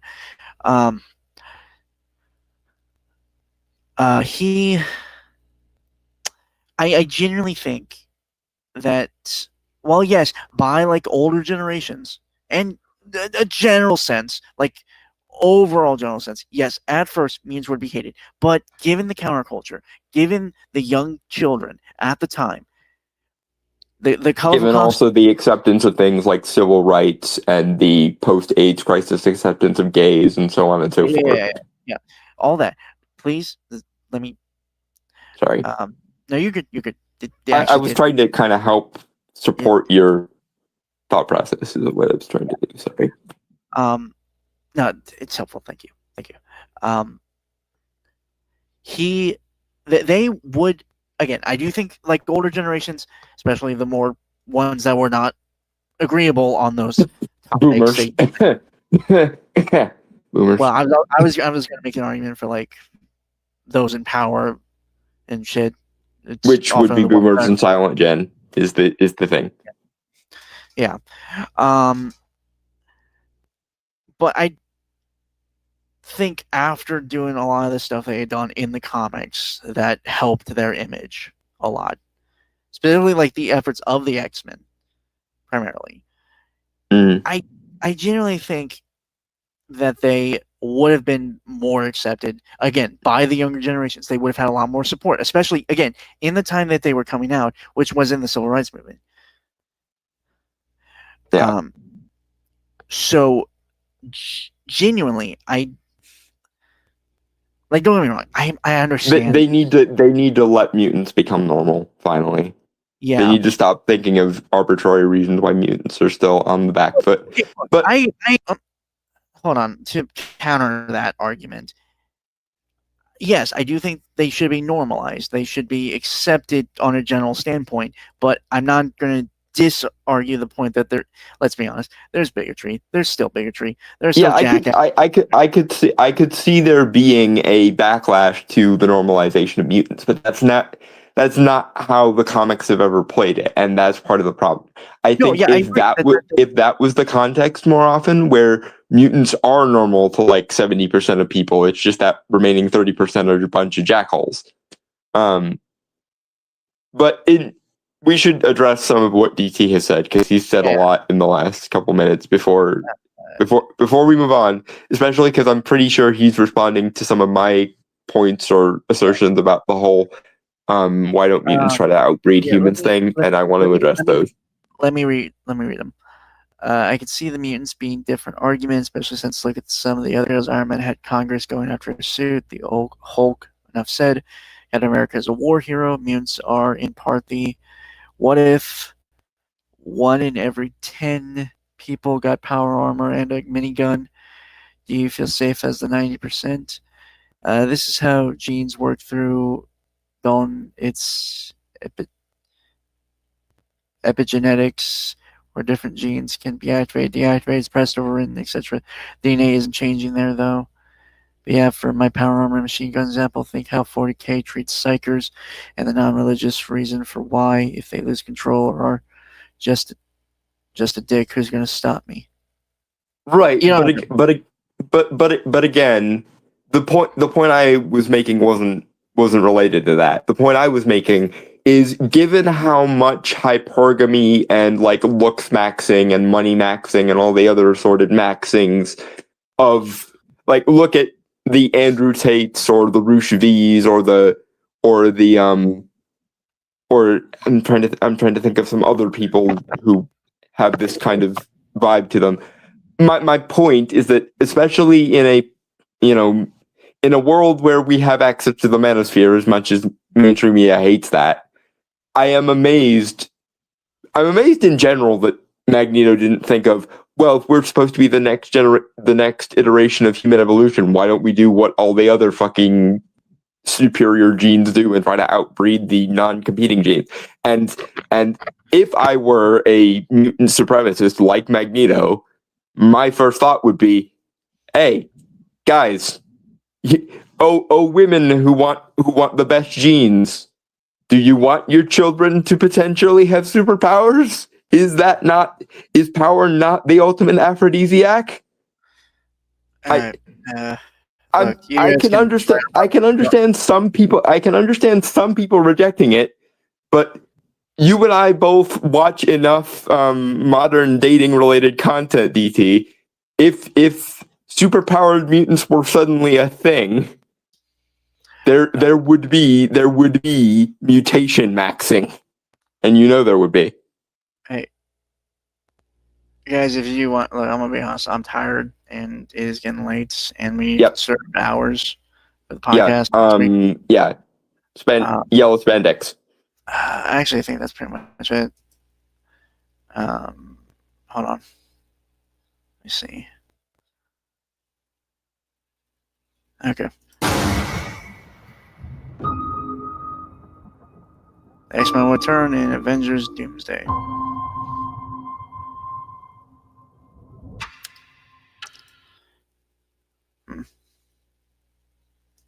This is true, which, if I were writing the X-Men, DT, I would, and again, I would have Magneto do this, because I think it's it's the easiest way for him to get what he wants. And I would probably make this an Elseworld so it didn't fuck with, mainstream canon, because I'm not one of those assholes.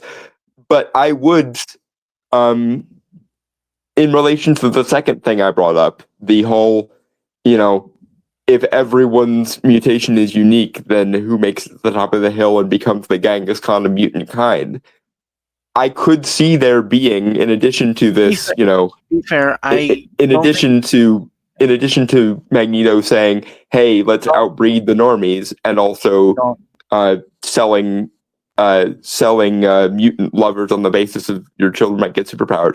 I could see there being discrimination against the loser mutations, and the most powerful or most based or most like superhuman of the mutants get to be the mutant chads, so to speak. So I'm gonna be fully real with you. I don't think it's. I can't see Magneto doing that, but I could definitely see Apocalypse doing that. More so. See, I don't think Apocalypse is modern enough to understand like the discourse around hypergamy or mating strategies and that kind of thing. The reason I say Magneto and not Apocalypse is because so much of Magneto's argument is we are the next step in human evolution, to which my response as a thinking person who knows his way around evolution is, why in the fuck aren't you trying to outbreed normal humans then? That should be the first move in the let's replace humanity with mutants card. Fuck all this terrorism bullshit. Just make the superpowers are awesome hypergamy argument and let nature take its course.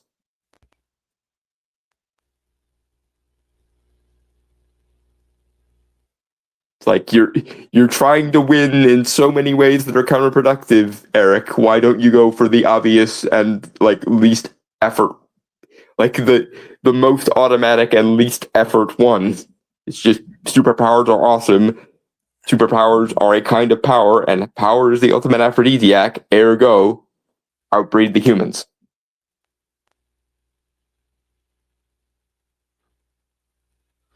Okay, you guys. If you want to continue this conversation, please do so in Discord or whatever. Yeah, brainstormer needs sleep. Oh, those are good points, Dragon Troll. I'm not gonna lie. Also, this is a weird fucking conversation I don't want to be a part of anymore. It always makes brainstormer uncomfortable when I talk about power and shit in relation to genetics. Because you sound like a certain fucking group that I don't think either of us want to be associated with.